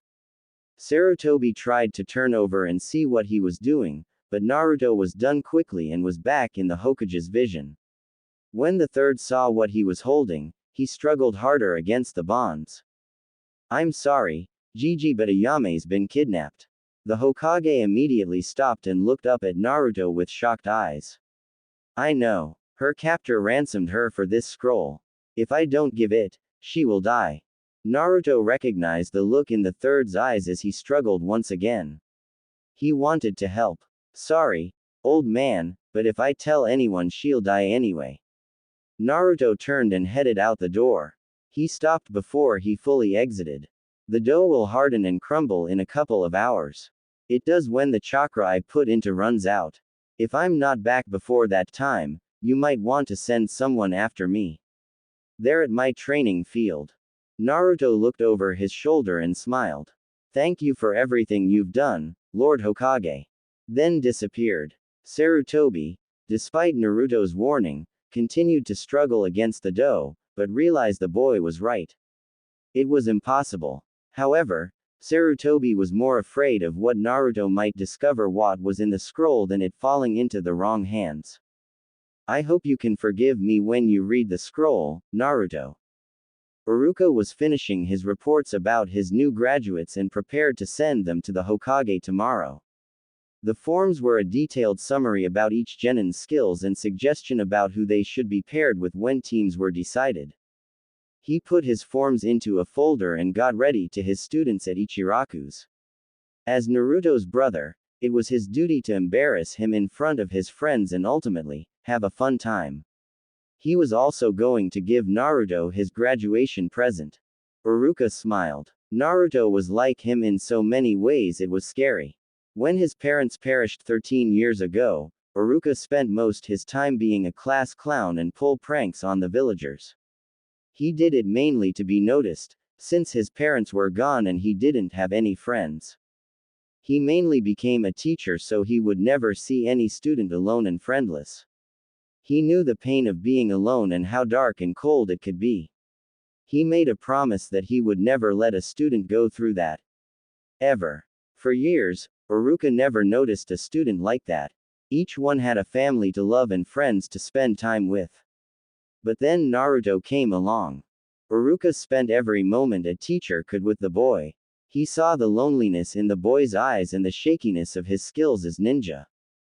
So Iruka decided to become his friend. At first, he may have been a little strict and mean, but eventually, the boy opened up to him and the two became friends. Iruka would visit Naruto and his friends at the ramen stand after class and Naruto would ask for training tips on the weekends.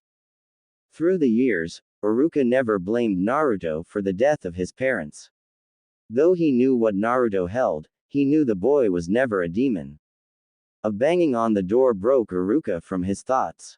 He hurried and opened it to find Mizuki, breathless.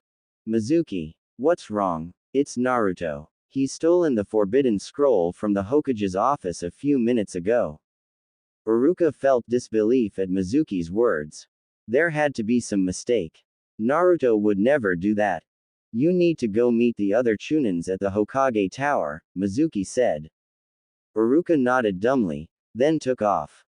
Naruto stood impatiently next to the abandoned cabin that was in his training field, waiting for Ayame's captor. He kept praying that he was making the right decision by coming alone. He came early and had about 30 minutes left before the deadline was up. But he would not risk Ayame's life like that, even if it meant he had to die. He kept staring at the scroll that was propped up against the wall, glaring at it like it was the scroll's fault he was in this situation. All of this trouble just for a few jutsus written on a piece of paper. Curiosity getting the better of him, he grabbed the scroll and plopped down to read it. Just what's so forbidden about this scroll anyway? Naruto gently snapped the bind that held the old scroll together and unrolled it. He read the first few lines and raised an eyebrow.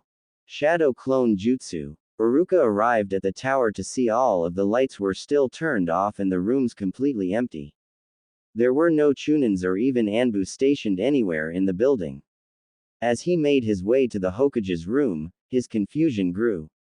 Shouldn't there be other Chunins here?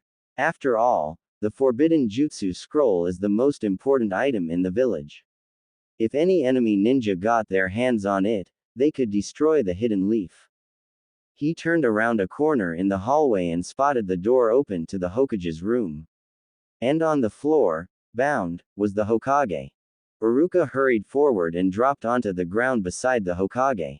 He saw that he was bound and gagged by some unknown material.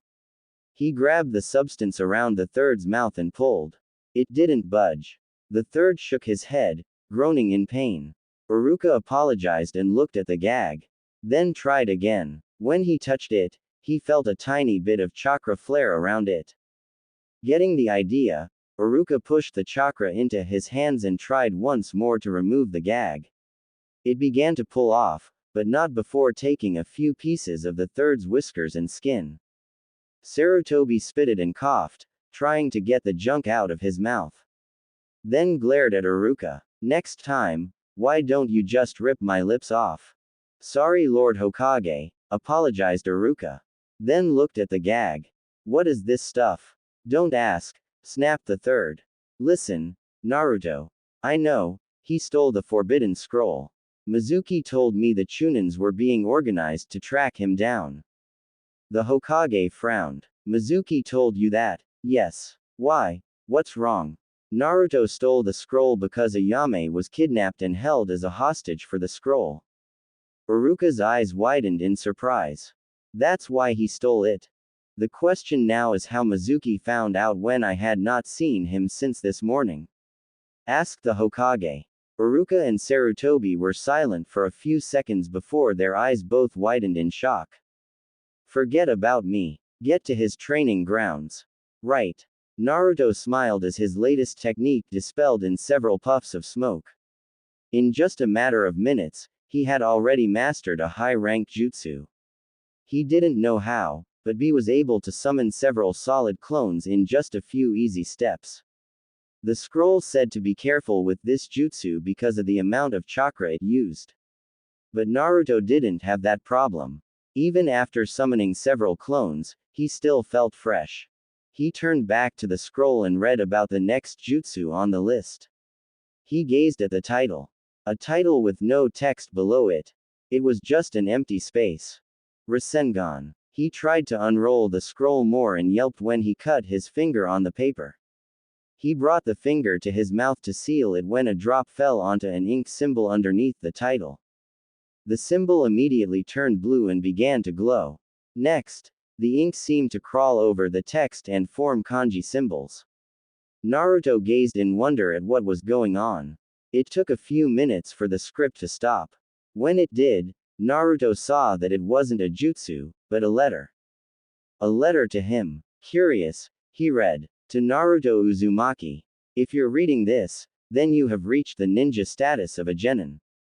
It was my wish for you to discover who your parents were when you reached a more mature status.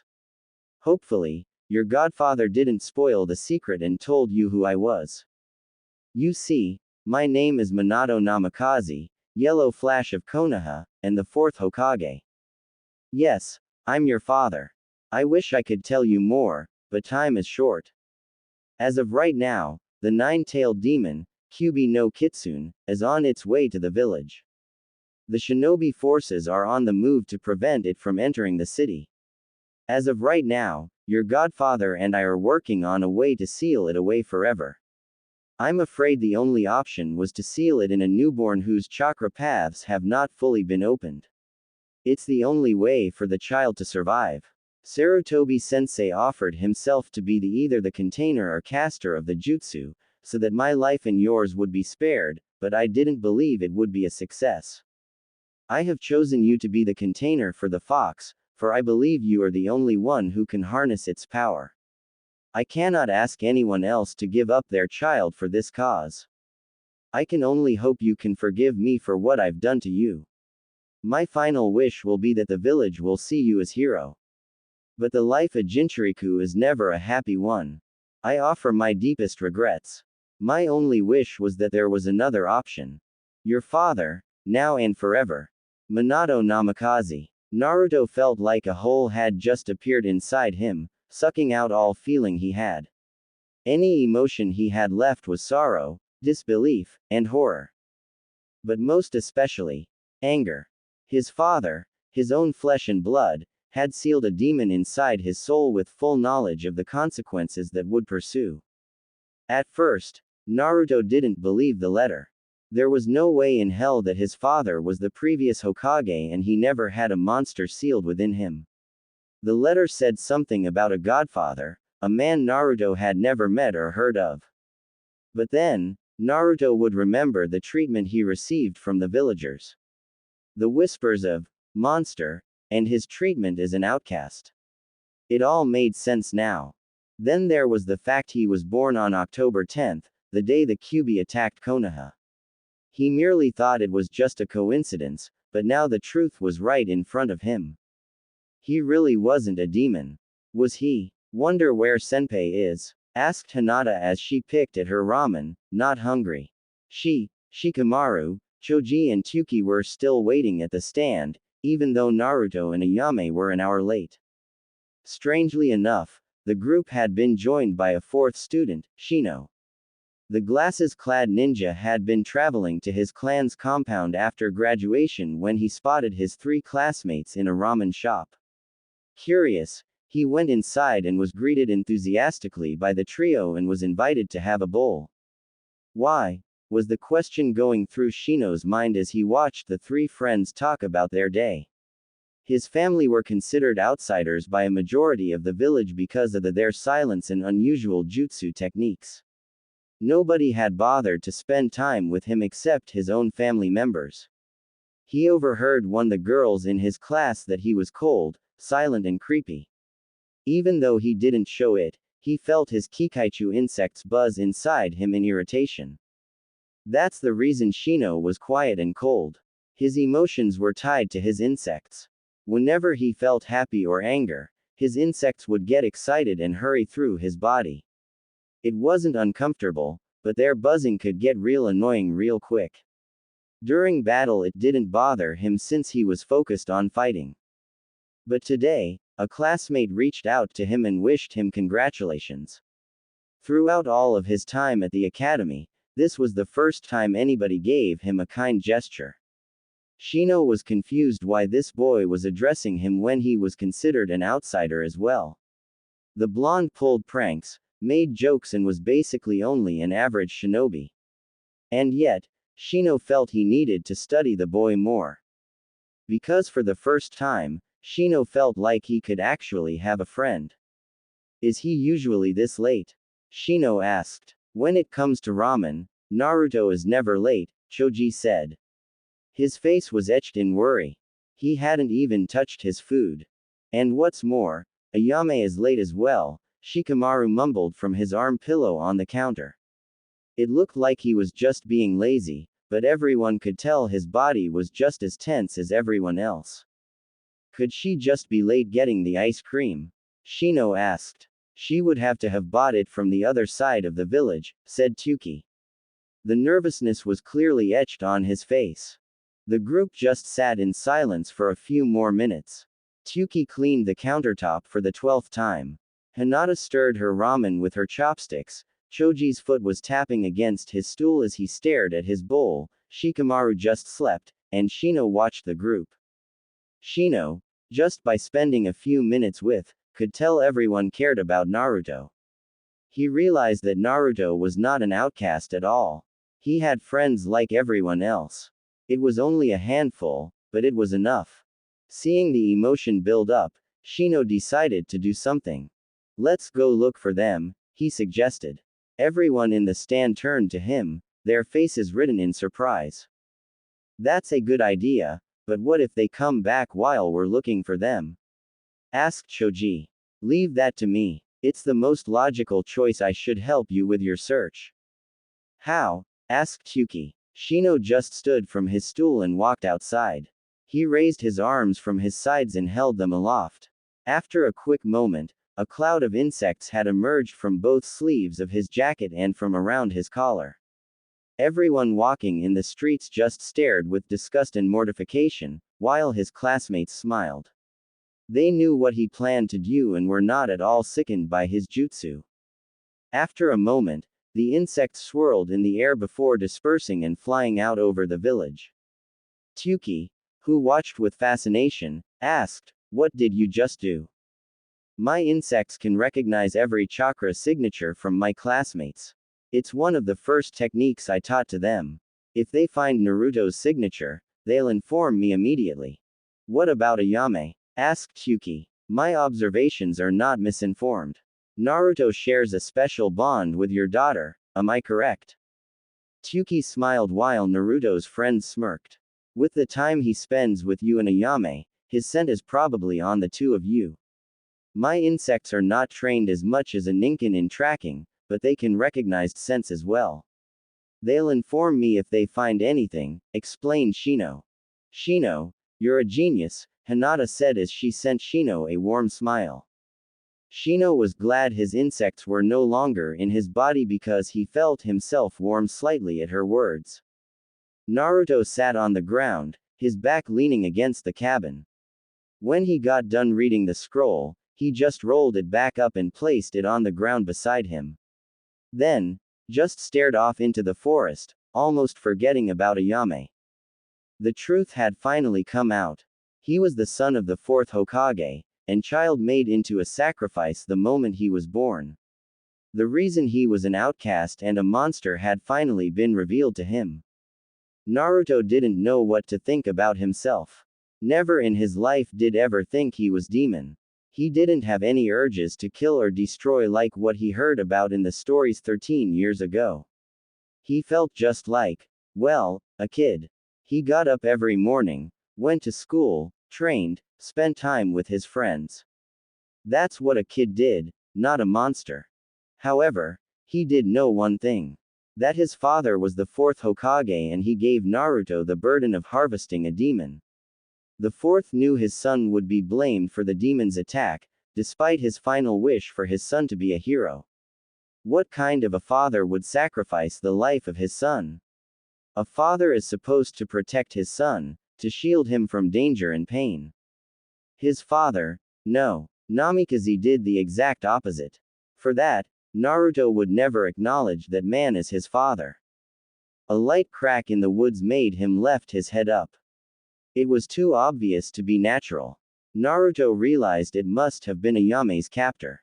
He pulled himself off the ground, pulled a kunai out of his holster, and got ready.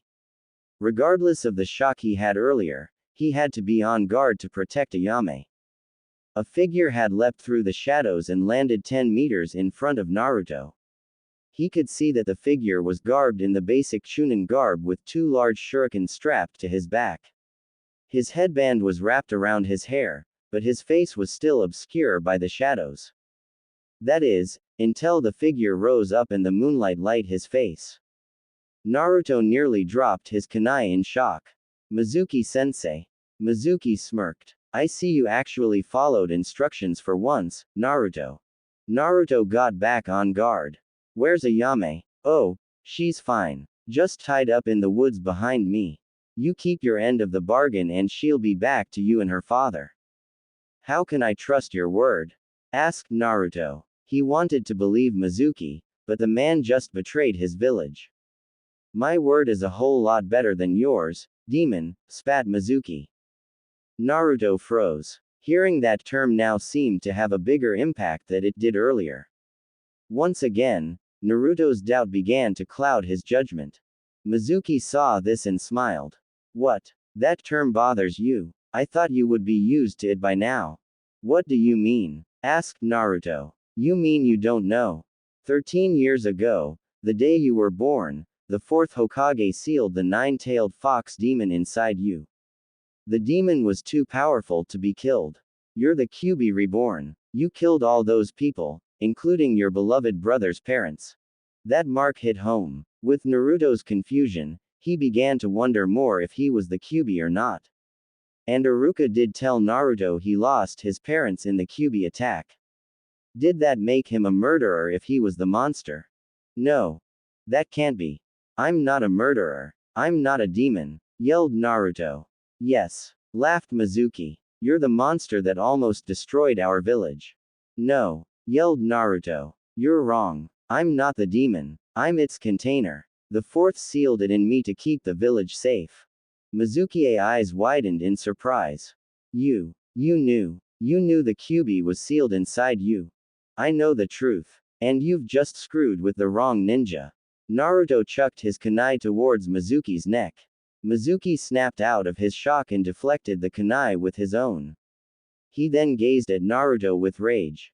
You made the worst mistake of your life, said Mizuki as he unstrapped on the shuriken. He began to spin around his hand and chucked at Naruto. Now burn in hell, monster. Naruto knew the shuriken was traveling too fast him to dodge. Believing this was the end, he closed his and waited for the pain.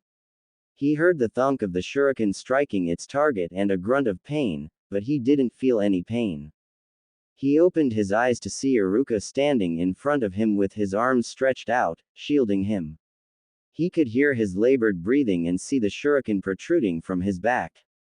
Ni-san, cried Naruto. He couldn't believe it. After everything he'd done in the past hour, his teacher stepped in front of certain death to save him.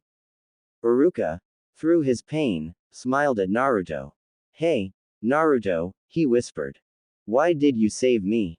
I killed your parents, said Naruto, beginning to tear up. I'm nothing but a messenger.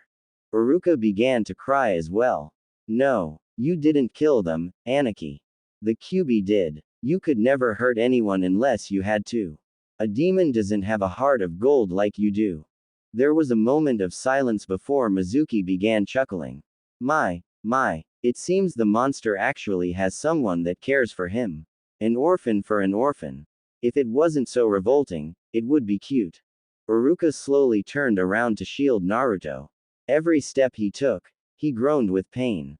You're not going to touch him or the scroll, Mizuki. You'll have to go through me to do that. With pleasure, Mizuki smiled darkly. He began to walk to the duo. Naruto, take the scroll and get out of here. Get back to the tower and warn the Hokage what's going on, said Iruka. What? Naruto exclaimed. I just can't leave you. That's an order, Genin. Iruka barked. Now go. Naruto hesitated for a second, then turned around, grabbed the scroll, and leapt to the treetops.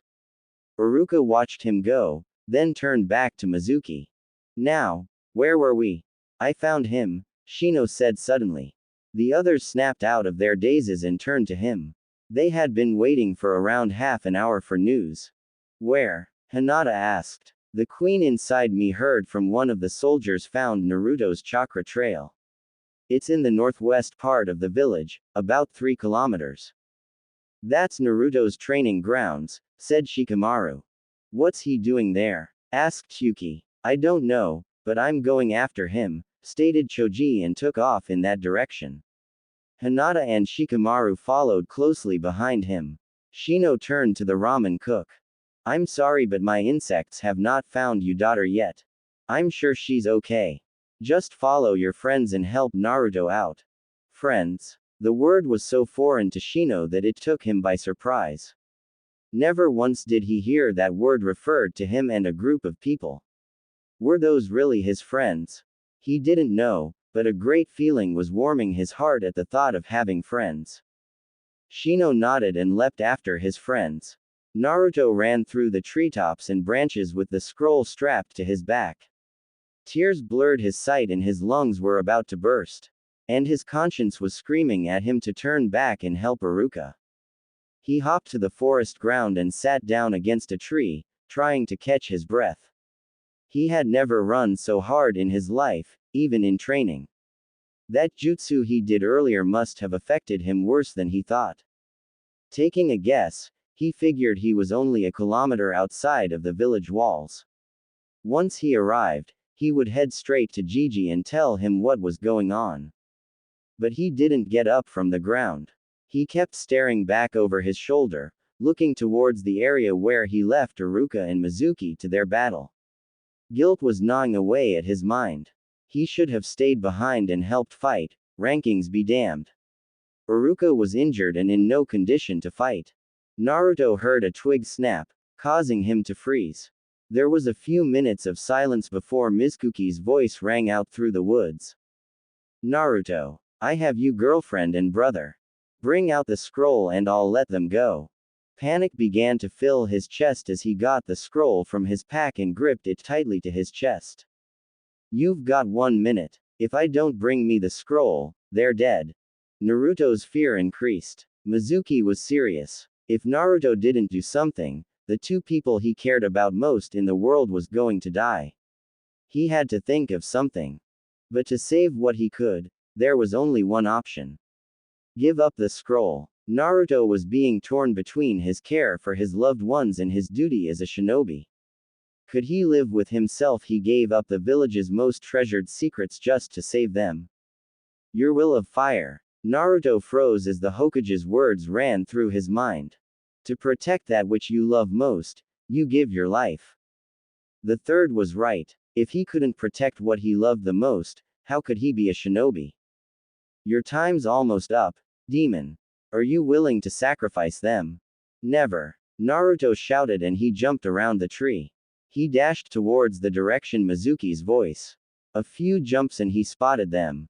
Mizuki was standing on the branch of a tree, nearly 4 stories off the ground. He had a sick look on his face as he held his hostages to his sides. Iruka was unconscious and had several cuts and bruises on his face. The shuriken was removed from his back, but he was still bleeding pretty bad. Ayame was bound and gagged, but was unharmed. Her eyes were wide with fear and streaked with tears as she gazed at Naruto. Mizuki smiled. So the monster came back to help. How sweet. Now, give me the scroll and I'll let your friends go. Naruto gripped the scroll. How about a different trade? You release them and use me as a hostage instead. You think I'm stupid? Mizuki snapped. Why should I use you as hostage when I can have the scroll now? Because if any harm comes to them, I'll pay it back 1,000. Mizuki laughed. You fool. What can a little fox like you do? He then pushed Ayame and Iruka a little farther from himself. You know what? I've changed my mind. I'll let you choose which one to save and then just kill you afterwards. Who's it going to be? Your girlfriend or your brother? Now choose.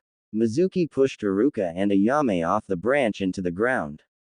With the way they were falling, they would land straight onto their heads. Iruka would have landed on his feet because of his skills, but he was still knocked out. Ayame had no ninja training, so she was likely to die as well. Believe it or not, this was what Naruto was hoping for. Naruto charged forward as soon as Mizuki let go of them and ran straight for the tree. Before he got the base, he put his hands together in a cross symbol. Multi-shadow clone jutsu. Numerous pops of smoke surrounded the area around him and immediately formed into exact copies of himself. 1,000 to be exact. At once, they separated into 2 groups and formed a cushion to catch the falling Iruka and Ayame. Mizuki was shocked at the number of clones Naruto managed to create. Not only did he create numerous amounts of shadow clones, they formalized immediately and caught his hostages. He didn't even notice the original still running up the tree.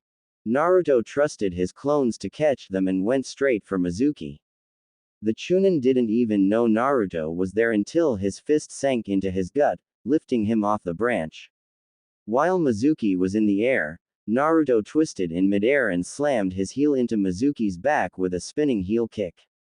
The force shot him straight into the ground, the impact causing a small crater. Naruto landed on the branch and watched Mizuki struggle from the ground. He got to his feet. He gazed at shock and fear at the shadow clones who were glaring at him from all directions. I told you I was going to pay you back in full, sensei, Naruto smirked. Wait, maybe we can work something out, yelled Mizuki. Sorry, I don't take refunds. Get him. Mizuki's screams reverberated throughout the trees as Naruto's clones beat the living crap out of him. In minutes, the clones disappeared from the area and Mizuki was unconscious, bruised and smoking. I don't know how the smoking thing works really. Naruto jumped down from the tree and went to Ayame, who had been freed by Naruto's clones. She ran up to him and immediately glomped on him. He returned with it with enthusiasm. After enjoying the moment, he pulled away and cupped her face with his hands. Are you okay? He didn't hurt you, did he? Ayame shook her head, smiled. A few, fresh tear leaking from her eyes. No, he didn't. She then grabbed him into another hug. I knew you would come for me. Naruto chuckled. Of course. You're my girl. And you're my knight in shining armor, she replied. Naruto rose an eyebrow. I'm a what? A grunt of pain broke his eye contact and towards the sound. Iruka, who was laying peacefully on the ground, was stirring awake. The two broke apart and walked towards the injured teacher, who was beginning to open his eyes. Are you okay, Nisan? Naruto asked as he knelt down beside Iruka. Considering there is a giant hole in my back, I'm doing just fine, Iruka grinned. I'm proud of you, little brother. You've proven yourself to be a splendid ninja, even after what you did to Lord Hokage. Naruto cringed and rubbed his neck. You knew what happened. Yes, and while an ingenious jutsu, it may end up straight into that scroll you stole. Really? Naruto. A voice called out. A moment later, Shikamaru, Choji, Hinata and Shino leapt out the trees and into the clearing. Hinata rushed forward immediately began looking at Iruka's injuries. What happened to you? Asked Shikamaru. He gazed drifted around the forest, ending with Mizuki on the ground. Ayame was kidnapped by Mizuki and held for ransom for the Forbidden Scroll in the Hokage Tower, Naruto explained while Ayame lowered her head in shame. Naruto grabbed her hand and smiled, assuring her it was not her fault. Mizuki was a traitor, asked Choji as he poked the Chunin's body with a stick. What a jackass. Senpai, we need to get Iruka to the hospital, Hinata suddenly said. She was holding Iruka's back while he tried to sit up. His wounds are not life-threatening but I'm not positive he's out of danger. I'll have my insects contact my family and warn the hospital, Tsuki-san and Hokage what has transpired here, Shino told everyone. Thank you, Shino, Naruto said. He put his hands in cross symbol once again. Shadow Clone Jutsu. 4 clones poofed into existence, causing his friends to widen their eyes in shock. I'll explain everything when we get back to the tower, Naruto stated. He looked at his clones. You two, help Iruka to the hospital and please be careful, he said to the clones on the left. You two, tie up Mizuki and take him to the tower and Anbu, he told the clones on the right. Sir. The clones saluted and got to work. Naruto turned to his friends. Let's get going, he told them. They nodded and took off into the woods, the clones, Iruka and Mizuki right behind them. He turned his back to Ayame and lowered himself slightly. My lady. Ayame smiled and hopped onto Naruto's back. Then he leapt into the trees after his friends. The group dropped Iruka off at the hospital while Naruto's clones took Mizuki to Anbu headquarters. At the hospital, after Iruka got admitted, Naruto was able to meet Shino's father, Shibi. He was there to meet the group that Shino was spending his time with. I'm proud of Shino to see that he used his Kikai insects to track his comrades down. He's proven himself to be a great wielder of his hive. I think after tonight, Shino has become a comrade and a great friend, Shibi-san, Naruto admitted. I was really grateful for his help tonight. Everyone around him nodded in agreement. I'm now even more proud to see that he has friends, said Shibi. He then turned to his son. Come, Shino. We need to get back to the compound. Yes, father, said Shino and began to walk away. Hey, Shino, would you like to come with us at the stand tomorrow and continue our graduation celebration that we had to postpone? Shino looked at his father, who gave him a nod. I would be honored, Naruto-san. Good. See you at noon then, Naruto said and stuck his hand out. Shino gazed at it for a moment, then grasped it and shook. Naruto and Shino both smiled as they let go. Then the Abarames left.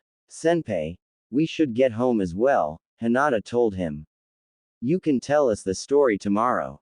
Yeah, she's right. If I don't get home soon, my mom will smack me upside the head again, Shikamaru groaned. I need to get home as well. I'm starving, Choji complained. Naruto chuckled. Okay then, we'll meet at the stand tomorrow for lunch. Everyone said their goodbyes while Naruto and Ayame went to Hokage Tower. This time of night, the streets were empty. Naruto once again carried Ayame to the tower. The two were silent throughout the trip, but it was enough. Naruto could feel Ayame's cheek resting against his back. To be honest, he really enjoyed how close she was to him. The warmth he felt from her was amazing. Naruto jumped to the Hokage's balcony and knocked on the window. Sarutobi saw the couple sticking to the walls and got up from his chair to open the glass. Naruto, Ayame, it's really great to see you both alive, the Hokage smiled. Ayame, Tsuki, who was sitting in the chair at the Hokage's desk, got up and hurried to his daughter. She jumped of Naruto's back and jumped in his arms.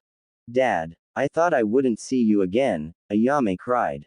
Naruto could see the tears falling from both their faces and his heart warmed at their reunion.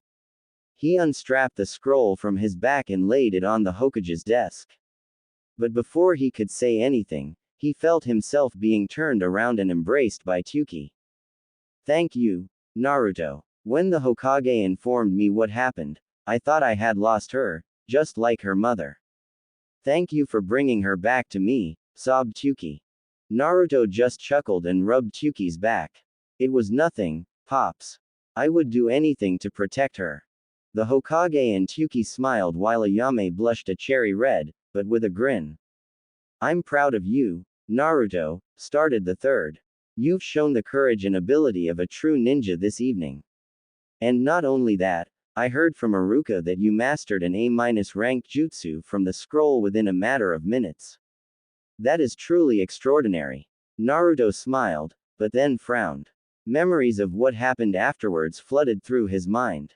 Is something wrong? Asked the Hokage. Yes, sir. There is the fact that my father is the fourth Hokage and the burden he left me with. The Ichiraku's eyes widened in shock. Then they realized the truth when they saw the resemblance between the two. It was uncanny. Naruto, you have to understand, started the third. I understand why you kept it a secret, Lord Hokage, Naruto interrupted. The third winced at his force. The fourth kept it a secret because of the enemies he made, and if any of them discovered who I was, they would stop at nothing see his heritage dead. Even if it meant starting a war. I'm glad to see you understand, said the third. No, what I don't understand is what he did the day I was born. So you know of your prisoner? Asked the Hokage with a crestfallen gaze. And why the people hate me. I am Jinchuriku for the Kyuubi no Kitsune.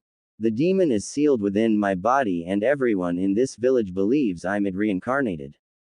Before the Hokage could reassure him, Tsuki stepped forward and put his hand on Naruto's shoulder. You are not the Kyuubi, Naruto. I've known of the burden you carried since the moment you walked into my shop nearly 6 years ago.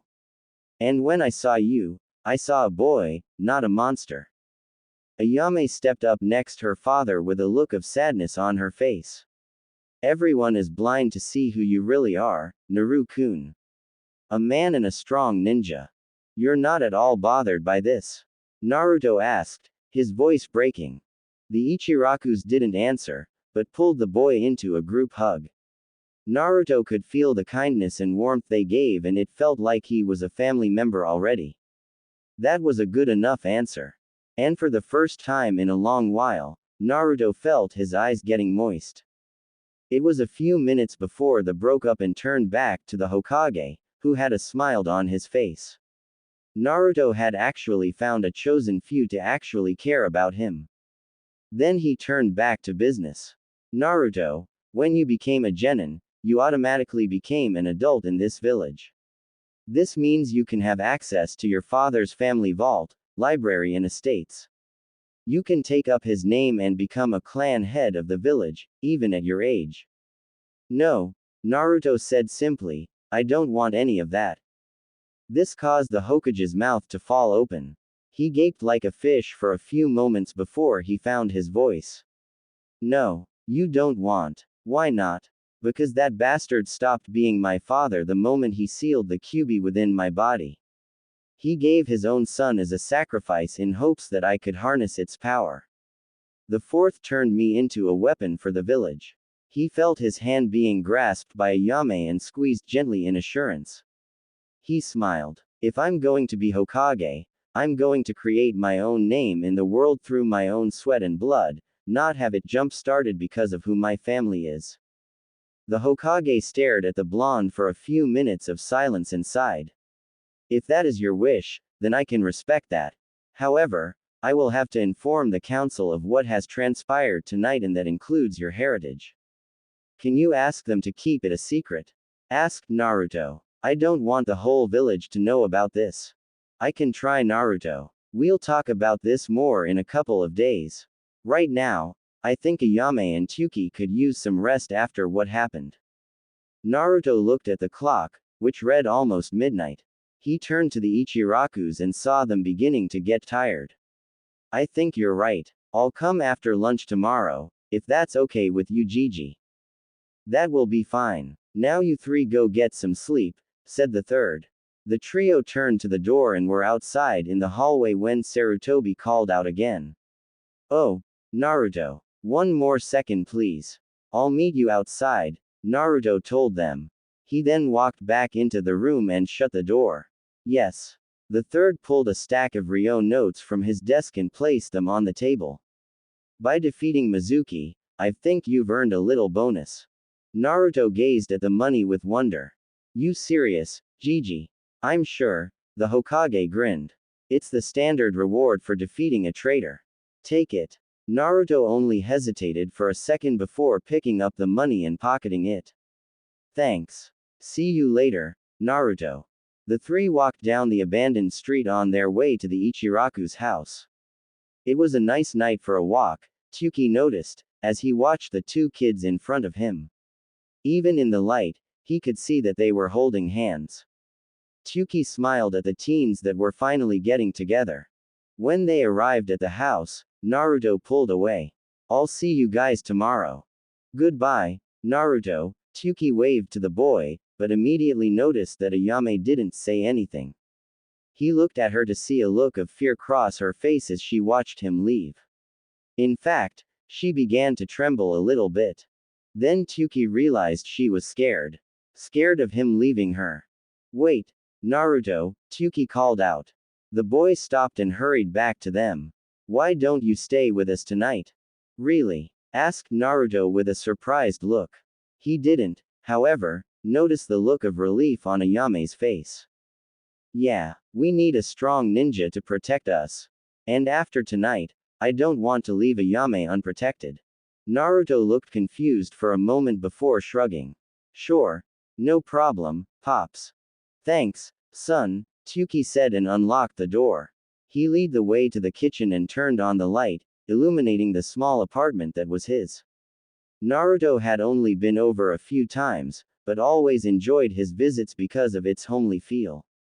The living room had the basic necessities: a couch, TV, recliner, coffee table, while the kitchen was stocked a refrigerator, sink, and cooking stove.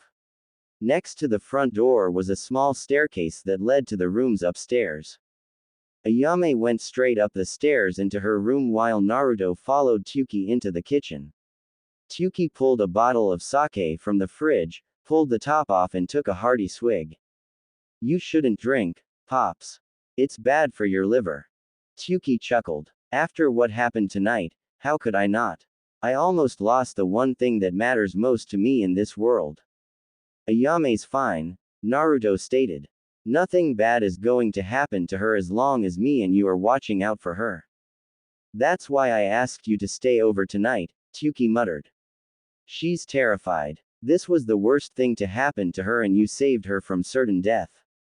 Don't be surprised if she's going to start being clingy to you. Naruto blushed slightly and muttered something about not minding, which Tsuki heard and snickered. You're head over heels for her, aren't you? Asked Tsuki. I am, Naruto admitted. But we can never be. Why not? Because I'm a shinobi and a long life is never guaranteed. I could be alive today and dead next week on some mission. I can't leave Ayame like that. There was a moment of silence before Tsuki sighed. Naruto, I rather Ayame be with you than any other guy in the world. I don't care if the son of the daimyo came and asked for my daughter, I wouldn't give her to him. But why me? Asked the blonde. Because, as Ayame said, you have become more of an adult and a man than anyone she's ever seen. And you have proven to me over the years that you are filled with the right guts to always be at her side and keep her safe. That's why. Naruto gazed at wonder at the man who in no was related to him, was telling him that he was the perfect guy for Ayame. He always thought a father is never supposed to like the guy his daughter was dating. The two actually used to team up and scare Ayame's other boyfriends when they had the chance. Tsuki put the bottle back into the fridge and snapped Naruto out of his daze. Now, I want you to march up those steps and get ready for bed. You can use the room on the left. Naruto, who visited only a few times, never stayed over and never went upstairs. He made his way up the steps and was almost at the top when Tsuki called him. Hey Naruto, why didn't you accept your father's heritage? Even if you don't like him, you could have been a clan head and lived at the Namikaze estates. You could have been rich instead of hanging out with us. Because the fourth was my father only in blood, not by love. And besides, I already have a father. Really? Who? The third? No. You, Pops, Naruto smiled. A look of shock was on Tsuki's face before he returned the smile. Now, if you don't mind, I'm going to bed, Naruto stated as he climbed up the steps to the second floor. Good night, Dad. Good night, son, Tsuki called back. He then filled up a glass of water and walked into the living room and sat down in his recliner, hoping to enjoy some peace before going to bed. Then, two surprised shouts came from upstairs. Tsuki just closed his eyes and smirked. Sorry, Naruto said as he turned around and faced the wall across the hallway. Naruto, it's okay. You just scared me, Ayame said breathlessly, holding her hand to her heart. What are you doing in my room? Your room. Pops said I could sleep in here. Why didn't he tell me this was your room? I guess he thought it would be funny, Ayame chuckled. Well, aren't you going to come in? Wait, are you blushing? Yes, he was. When he walked through the door and saw Ayame, though she was naked at first due to the skin he saw. But in the glimpse, he saw that she was wearing a pair of short sleeping shorts and a cream-colored shirt that matched her skin. Naruto never saw Ayame much out of the clothes she cooked, and when she did dress differently, it was always a pair of jeans and a long-sleeve shirt. He had never seen her in shorts, and right now, he couldn't get the image of her smooth legs out of his mind. He could hear her walking across the room towards him. Well, if you want, you can stay with me. After tonight, I could use a teddy bear to hug. What you say, Naru-kun? He felt her arms wrap around his neck and her cheek against his. Right now, he was sure he was glowing red now. Well, oh okay, Naruto tried to say, his tongue getting stuck in his mouth a couple of times. He felt Ayame let go and heard her walk back to her bed. Naruto slowly turned around to see her pulling the covers over her. She looked up and saw him looking a little fearful. Ayame just smiled and patted the side of her bed. Naruto swallowed and slid in beside her after taking off his jacket. He could feel his heart pounding as he laid beside Ayame, the two just staring at each other for the longest time. Brown eyes lost in blue. Then Ayame shifted a little closer. Naruto, thank you, for everything. I had no doubt you were going to save me, but I had never been so scared in my life. Naruto smiled. Aya-chan, as I said a long time ago, Kami couldn't keep me away from you.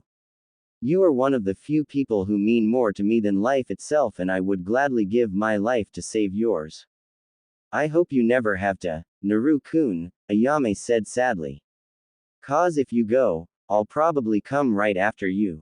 Naruto's eyes widened. Ayame, why would you? Ayame silenced him by leaning in and kissed him. Naruto's eyes, if possible, widened even more. He felt his heartbeat speed up and his brain shut down. He couldn't seem to process that the girl of his dreams was actually kissing him. The two stay connected for nearly half a minute before Ayame pulled away and snuggled into Naruto's neck. Because I love you, she mumbled. She then sighed and was asleep in minutes. Naruto, however, was wide awake. His heart was beginning to calm down, but his mind was racing. Ayame loved him, not in a family sense, but actually love. All of his life, he dreamed of this moment even when he believed it would never happen. And yet, here it was. A faint smile crossed his face as he nestled his head in her hair. The only thought running through his head as he drifted off, he hoped this wasn't a dream. After about an hour, Tuki went upstairs to check on the kids. He smiled when he saw the couple on the bed, both of them relaxed and happy. The next day, 7 people were chatting happily in a ramen stand. Tuki and Ayame were cooking lunch while 5 genins were eating happily. The main concern on their mind was how their tips jar was suddenly filled with several Ryo bills. Shino was observing his new friends while they talked. Hinata giggled every 10 seconds, Shikamaru shook his head and muttered, and Choji and Naruto were once again trying to top each other in eating the most ramen. In between bites, Naruto told the story of his adventure yesterday. Nice picture, Naruto, said the Hokage. I like the new clothes. Naruto smiled. He was now wearing a new outfit, courtesy of his friends. Actually, he looked like a cross between their outfits. He was wearing a black, cargo shorts like Choji's, a long-sleeved mesh shirt, like Shikamaru's, and a dark, gray jacket similar to Hinata's with the sleeves cut off, but still had the hood and no fur. He still had the weapons and orange wristbands. His goggles were around his neck instead of his head, where his leaf headband was tied. It was a few days later, after the scroll incident. Iruka had been released from the hospital and spent his free time with Naruto and his friends. He was completely amazed at his little brother's win over his former colleague and his new shadow clone technique. Sarutobi sighed and rubbed his forehead. Something wrong, Gigi? Asked Naruto. I'm afraid I have some bad news. I was able to keep your heritage a secret from the council, but it seems that my old teammates have found out. Naruto frowned. How? I'm not sure. That secret was limited to only the 4 people in this room the other night, and I know the Ichirakus never told a soul. The only thing that remains is that someone else was listening in that night. Whoever they are, they concealed themselves well for me not to notice. Naruto nodded and rubbed the back of his neck. So what do we do? Nothing right now, Sarutobi admitted. My advisors may be prude, but they'll keep it a secret from the council and keep it within the village. Just be on your guard, Naruto. They may try to persuade you to take your the 4th's name. They can be persistent about these things. I'll be careful, sir, Naruto assured. Sarutobi then pulled open the drawer of his desk and grabbed a scroll, which he handed to Naruto. That scroll contains all the information about the sealing process. I know it's a touchy subject, Naruto, but all the information about the Fuin Jutsu is in that scroll. It's yours if you want. Naruto frowned again, but pocketed the scroll anyway. Thanks. On guard, old man. A voice called. The door quickly slid open and Child jumped through, only to trip over the extremely long scarf he was wearing and fall flat on his face. Naruto recognized him as Konohamaru, the Hokage's grandson. Naruto had heard the old man talk about how active his grandson was and showed him the picture on his desk. He was often told how the two were so similar. The boy got up and scowled at Naruto. It was you, wasn't it? You tripped me using a trap. There are no traps here, honorable grandson, said another voice from the door. A man garbed in the traditional black, ninja uniform, the headband, and was wearing a pair of dark sunglasses, which kept slipping off his nose. Naruto recognized him as Ebisu, Konohamaru's personal teacher. Naruto picked up Konohamaru by the scruff of his neck and held him at eye level. You know, it's considered very rude to interrupt a meeting, especially when the meeting consists of genin and a cage. Unhand him, shouted the man. He's the grandson of the Hokage. Naruto glared at the kid, who smirked. The blonde growled and flicked the kid on his forehead, then dropped on his butt. Like I actually care, said Naruto, who turned towards the door. See you later, Lord Hokage. Yane, Naruto, said the third. He saw Ebisu's mouth was dropped in surprise at the actions of Naruto while his grandson watched Naruto walk out. Naruto walked out of Tower's gates and towards Ichiraku's. He told Tuki he would help this afternoon at the stand and he was already running late. But he got halfway there when he heard quick footsteps behind him. He tried to ignore it, but it followed him whatever street he turned on. After a few minutes, he finally turned around to see a kid holding a blanket with a wood paneling design against a wooden fence. But Naruto could see the kid's feet at the bottom, his ponytail at the top, and a blue scarf on the ground. Konohamaru, you really need to work on your stealth and concealment tactics if you're going to be a great ninja. Konohamaru dropped the blanket and smirked at Naruto. So, your abilities are a match to my own in greatness. I've chosen well. Naruto rose an eyebrow. Chosen? What the heck are you talking about? Konohamaru pointed at Naruto. Train me. Please teach me the technique you used on my grandpa. If I learn it, I can use against him and become Hokage. Naruto snickered. Did this kid really believe he could be Hokage at such a young age? He had a big head and big dreams. Naruto could actually see the resemblance between the two now. It was like having a little brother. All right, follow me and I'll show the wonders of my own personal jutsu, ramen style.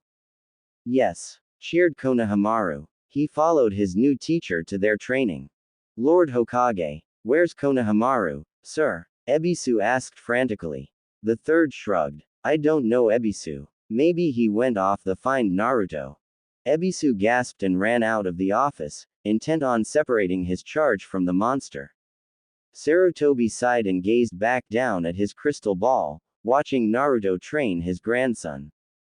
This out to be good. Please, for the love of Kami, don't teach him your sexy jutsu. His mother would kill me. This is not training. This is work, complained Konohamaru. He was currently molding noodle dough, trying to mix his chakra with it while Naruto was cooking with Tuki and Ayame was making a deliveries. You wanted to learn my style and this is how I got started, Naruto assured the boy. He was currently stirring a batch of broth while a clone was pulling noodles from the boiler. And besides, if you're not working hard enough, you'll never get stronger. Konohamaru grunted and continued kneading and stretching his batch of dough. Naruto just chuckled and served a bowl to several customers who didn't seem to mind eating at the stand when he was working. Tuki was praising Naruto for using his ability to use clones to help with the cooking. After a few minutes, Naruto called a halt to Konohamaru's training and decided to test it. The two walked into streets, spaced about 10 feet apart. Konohamaru put his hands together in the tiger hand sign and channeled his chakra into the dough. Ninja art. Noodle bind jutsu. He yelled. He threw the ball of dough at Naruto, who braced for the attack. He felt the dough impact his chest, where the dough stretched around his body. Konohamaru yelled in victory, thinking he won. But then the dough began to slack and drip to the ground. When Naruto was unbound, he picked up the dough and put in the trash. Nice try, Kono. Why can't I get? Konohamaru yelled. I thought this jutsu would be a perfect shortcut to become Hokage. Naruto frowned and smacked Konohamaru in the back of the head. If you think this is a shortcut, you're sorely mistaken, you baka. You can't become a strong ninja, much less a Hokage, by cutting corners. A ninja becomes as strong as he can be through hard work, not giving up, and keeping your will of fire strong. Will of fire? Konohamaru asked. You mean that gibberish the old man keeps talking about? Naruto smacked him in the head again. Say one more stupid thing, I dare you. Your grandfather is an intelligent and strong shinobi. Don't you know why they call him the professor? Konohamaru shook his head, causing Naruto to sigh. Come on, groaned Naruto, pushing Konohamaru back into the stand. Apparently, that teacher of yours isn't teaching you anything. Let me tell you what it means to be a ninja. As the hours passed, the third watched Naruto taught his grandson the ways and meanings of a shinobi. From past experience to what he learned from Iruka, the third saw Konohamaru soak up Naruto's knowledge like a sponge. And while Naruto's ways may be a little unorthodox, Sarutobi had no problem with his grandson learning from Naruto. In the late afternoon, when people began to close up and go home, Ebisu finally found his charge hanging around the ramen stand. He was helping Naruto wash dishes. Honored grandson, it's time to leave. There's no need to hang around these peasants. What did you call us? Shouted Tuki. I oughta beat the crap out of you. Calm down, Pop, said Naruto as he dried the dishes handed to him by Konohamaru. It's not his fault he's got his head so far up his ass. Oh, and a bad teacher. How dare you? I'm the elite of all Tokubetsu Jonin. It's my job to train all of the young students of the council the ways of the shinobi. Now let's leave, honored grandson. No, Konohamaru stated. He dropped his wash rag and walked out of the stand. The boy then faced Ebisu with his hands in the tiger seal. I'm through with you telling me what's right and what's wrong. From now on, I'm going to make my own decisions. Honored grandson, please stop this fool. Ninja art. Noodle bind jutsu. Konohamaru yelled, throwing the dough ball at Ebisu. It wrapped around the teacher's body and bound his arms tightly. I finally did it. Ebisu struggled for a few seconds before he stretched his arms out to their fullest, stretching the dough out as well. With a yell, the dough snapped from its bindings. What? Though I had it down for sure this time, complained Konohamaru.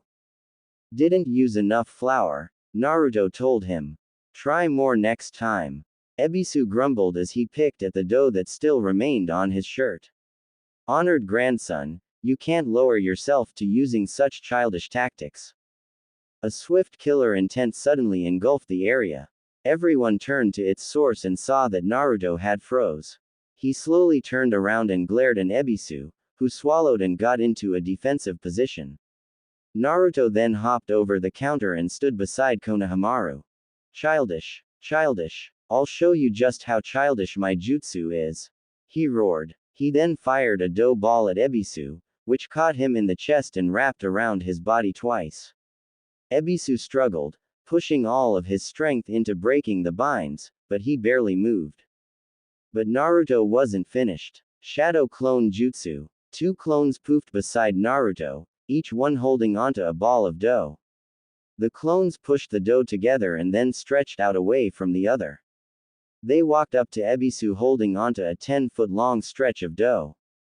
Naruto walked up to the teacher, pushed the dough his clones had to the dough wrapped around Ebisu's arms. He then grabbed Ebisu and pulled him forward while his clones stood their ground, using chakra to stick and keep their balance. If you think my jutsu is childish, you should really see this one, Naruto chuckled darkly. Ebisu looked at his situation. 2 clones were behind him, holding onto the ramen dough as it was stretched to its limit and nearly 15 feet long. In fact, the only thing keeping it from snapping was. Ebisu's eyes widened in shock. Wait a minute. Think about what you're doing. Naruto smiled. Don't worry. I am. Ninja art. Ramen slingshot. He let go of the dough and it snapped back to his clones. Ebisu was knocked off his feet and was sent flying into the air. His screams faded each second as he flew farther away until he landed somewhere in the village. Where did you send him? Asked Tuki, who came out of the stand to watch the flight. A few seconds after he landed, the 3 heard several female screams and the distant sounds of punching. The women's bathhouse, apparently. Naruto and Tuki chuckled and went back to the stand. Naruto stopped when he noticed Konohamaru wasn't with him and was still standing in the street. He walked back out and grabbed his shoulder. You okay? The boy shook his head. I really thought I was going to beat him this time. That all the work we did today was going to beat him. I guess I really am weak. Kono, you're not weak. You just started learning the technique and that jackass of a sensei, as much as I hate to admit, is an experienced shinobi. You just need to keep working hard and never give up. Remember, just like every ninja, you need to keep your fire strong. Only then will you become Hokage. Konohamaru looked up at Naruto. Really? I can become Hokage? Definitely. But remember, you're going have to beat me one day to be Hokage.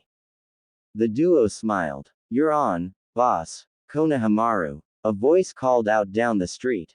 The two looked up to see the third waving at them. It's time to go home. Coming. Konohamaru called. He ran down the street after his grandfather, but not before looking at Naruto over his shoulder. See you later, boss. Take care, Konohamaru. Naruto waved back. The blonde watched the grandfather and grandson hug before walking away. He kept watching until he caught a scent of strawberries. A pair of slender arms wrapped around his neck and soft lips on his cheek. You're a great teacher, Naru-kun. A great teacher with a great heart, said Ayame. Thanks, Aya-chan. A Jinchuriki is translated as human sacrifice, meaning his life is now shared with the bond in question, whether it's a jutsu, human, or demon. The lives of two are then tied together in a symbiotic relationship. For as long as one lives, the other stays alive as well. When the host is bonded with a biju, or tailed demon, it's a better choice if the host is a juvenile with a premature chakra network so the biju can bond with it better. An older host wouldn't work unless he or she has an enormous chakra network. Bijus are entities of pure chakra, so when it's sealed within the child, it can adjust the chakra reserves to suit both the host and the biju. The host may find himself bearing some symbols or qualities that relate to his or her prisoner, such as eyes or fangs. All Jinchuriki will have a rapid healing factor along with stronger senses. They even share the same nature elements and use the same jutsu as the biju. Maybe even the same behavior. A host's emotions are tied in the bijus, and times when the host is under stress, the biju's instincts and behavior can take over. But the most important article about being a Jinchuriki is the chakra they share. The dead demon consuming seal is designed for the host to absorb the biju's chakra over a period of time, safely and slowly. After a course of several years, there may be a time when the host and prisoner merge completely and become one being. However, this is only a theory since a host has never lived longer than 40 years. True, when a host dies, the biju dies as well. However, in certain circumstances, a host will unseal the biju from its prison, releasing it and killing the host. Why the host releases his prisoner is unknown. When sealed, the mark of Jinchuriki disappears and can only be viewed when the host gathers chakra within his or her body. Altering with seal can have devastating consequences if not properly handled, such as killing both the host and the prisoner. It must mean this mark, thought Naruto as he lifted up his shirt and applied chakra to the seal. A symbol immediately appeared on his stomach. To him, it looked like a sun with a swirl in the middle. The swirl spun around his stomach 4 times. Around the swirl it had 8 points. I wonder what it means. He unrolled the scroll a couple of more lengths before he got to the paragraph about the symbol. The Fuin Jutsu, dead demon consuming seal, is basically a sealing and summoning technique. For each complete rotation of the mark calls a stronger god from the underworld to help with the sealing. The more rotations, the stronger the god and heavier the sacrifice. 4 rotations is the maximum, which calls forth the Shinigami, the Death Reaper. When he is summoned, the sacrifice must be the caster's soul, which belongs to the Shinigami for all eternity. Each star point represents each chakra gate within the host's body. The host and prisoner are tied by chakra, which fully seals the biju within the host. Therefore, are tied together for both their lives. This may let the Jinchuriki to live for a very long time. So my father is tied to the Shinigami now, growled Naruto. I say that it is a suitable punishment for abandoning his son. Naruto rolled the scroll back up and put it on the dresser beside his bed. He then sat back and leaned against the headboard of his bed. After picking up a book from the floor, he began reading. After about an hour, he sat the book down and pulled a small, black pouch from his bag. Naruto pulled the pouch open and pulled out his gift from Iruka. It was an ocarina, a hollow flute carved from a block of wood. It was shaped like a potato with 10 holes carved into the side. It was rounded, not narrow and straight like a regular flute. It also had a very haunting tone that Naruto enjoyed very much. He scowled at the book Iruka got him entitled, Ocarinas for Dummies. Grumbling, he put the flute to his lips and began to play. He only memorized the notes and the beat. It was one thing to memorize the notes, it was completely different to feel them. Sure, his rhythm was off and he sometimes misplaced his fingers, but for some reason, the notes calmed him down. The melody, as bad as his playing was, made him forget all about the problems he had. When the song was over, he put down the flute and actually felt his eyelids dropping. He didn't expect to fall asleep as soon as he was done, but he couldn't help it. He just pulled off his sandals, jacket and closed his eyes. The last thought running through his mind was his new, favorite lullaby. Lugia's song. Naruto woke up more refreshed than ever. He ate breakfast, eager to begin a new day. Why? Because this was the day teams would be chosen. He hurried to the ramen stand, meeting all 4 of his friends. He got a good luck kiss from Ayame and the group leapt across the buildings towards the academy. How do you think the teams will be arranged? Asked Naruto. They usually pair up teams so each member can contribute to each other, explained Shino. I hear it was rumored that they'll pair the top shinobi, the top kunoichi, and the genin with the lowest grades together. Hear that, Shikamaru? Asked Hinata. You might get paired with Sasuke and Sakura. Troublesome, Shikamaru muttered. I thought I might get paired with Choji and Ino. Reform the old Ino Shika Cho trio, huh? Asked Choji. I kinda like that. By the way, Shika, did your dad tell you what was happening? Shikamaru nodded, confusing everyone. What's going on? Asked Hinata. Shikamaru sighed. Our dads signed up for a team this year. Really? Asked Naruto happily. That's so cool. It would nice to have Shuza or Shikaku as a sensei. They were one of the few adults who treated Naruto like a ninja. Says you. It would be a drag if dad became my sensei. He trains me enough as it is. I would like dad to be my sensei, said Choji. I would get to spend more time with him. The group arrived in class and took their usual seats. They arrived just in time to see the usual Ino versus Sakura fight to get Sasuke's attention. While entertaining, it reminded them just how pathetic some of the kunoichi could be. Sit down and pay attention, yelled Iruka from the doorway. Everyone sat up straighter and sat in their seats. When they settled down, Iruka smiled at his class. Today, you'll venture out with your teams. Protect yourself, your teammates, and your village with all of your strength, heart, power, and spirit. Remember, you're the heart of this village. Iruka then raised a clipboard to his eye level. Now, team selection. Team 1 will consist of.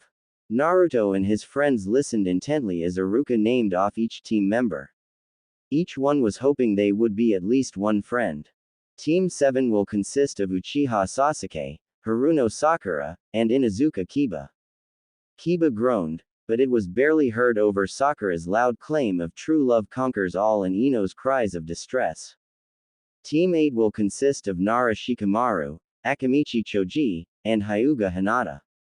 Naruto couldn't help but cheer for his friends as the 3 were paired up. He knew they would watch out for each other and be reliable ninjas. Team 9 is still on the active roster. Team 10 will consist of Yamenka Ino, Aburame Shino, and Uzumaki Naruto. No, not the dummy and bug boy. A certain female cried, who then banged her head on the desk and began to sob. Naruto groaned at Ino's complaint, but sent a smile at Shino, who nodded back. It would be good working with Shino, who had become a good friend over the past week. Even if he was quiet and creepy, Naruto believed that Shino and the rest of the Aburame clan were just misunderstood. That concludes the team listings. You now have an half hour for lunch before you meet back and be paired with your Jonin senseis. Dismissed. The class sat up and made their way outside. Some of them had already began to pair up with their teammates. "Oh, Team 10, stay behind for a moment," ordered Iruka. Naruto looked towards his friends, who stayed behind to see what was going on. He waved his hand, assuring them he and Shino would be okay. They nodded and left. Naruto, Shino and Ino stepped in front of Iruka's desk. "Team 10, your Jonin-sensei has asked to meet him at Training Field 5 for your meeting. You are to meet with after your lunch is over." Naruto and Shino's eyebrows rose.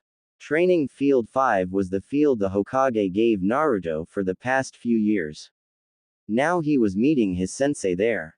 After having lunch with his team, in which Ino spent the entire time complaining about how unfair it was for her not to be placed on a team with her precious Sasuke-kun. Naruto and Shino spent their time ignoring her and talking about who their sensei might be.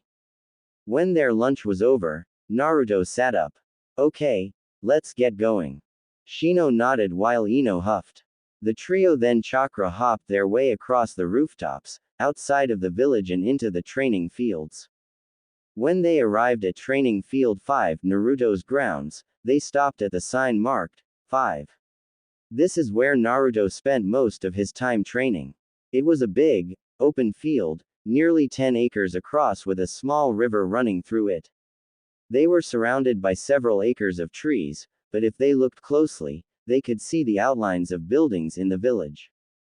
Ino scoffed and put her hands on her hips. "Well, where's our sensei?" Naruto wondered that as well. He did a full turn of the area when he spotted something really weird near the riverbank. He motioned to his friends at the figure. When they saw it, they all looked confused. Naruto walked to the riverbank, his teammates following behind him. As they got closer, the figure became more clearer. They could see it was a man, lying on his back with his hands behind his head. And the closer they got, the more familiar this man became. They were only a few meters away when Naruto stopped. His teammates stopped as well, confused. Their confusion grew when Naruto chuckled, walked and sat down a few feet from the man on his right. Naruto then stretched out on his back and laid his hands on his head. Shino observed them for a moment, confused at their actions. However, he walked up and sat down on the man's left side, only a few feet away. He then laid down on the grass and placed his arms on his chest. Ino huffed in annoyance and sat down where she was. She didn't bother to lay down, but only glare at the males who were obviously not taking this seriously. For nearly 10 minutes, no one said a word. They just enjoyed the sound of the flowing river and the wind blowing in the trees. Then the man spoke. "You know, Ino, you need to learn to enjoy the little things. Like clouds."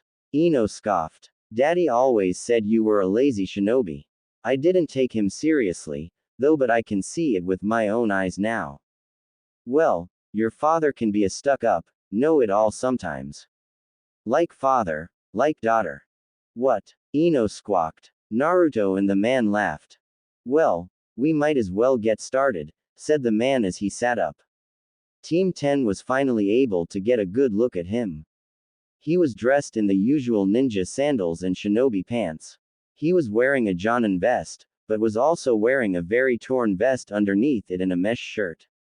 His face was covered in a few scars and had a very stern look to it, but it had a smile right now. Lastly, his hair was tied up in a familiar ponytail. "Team 10, I'm your Jonin sensei. My name is Nara Shikaku.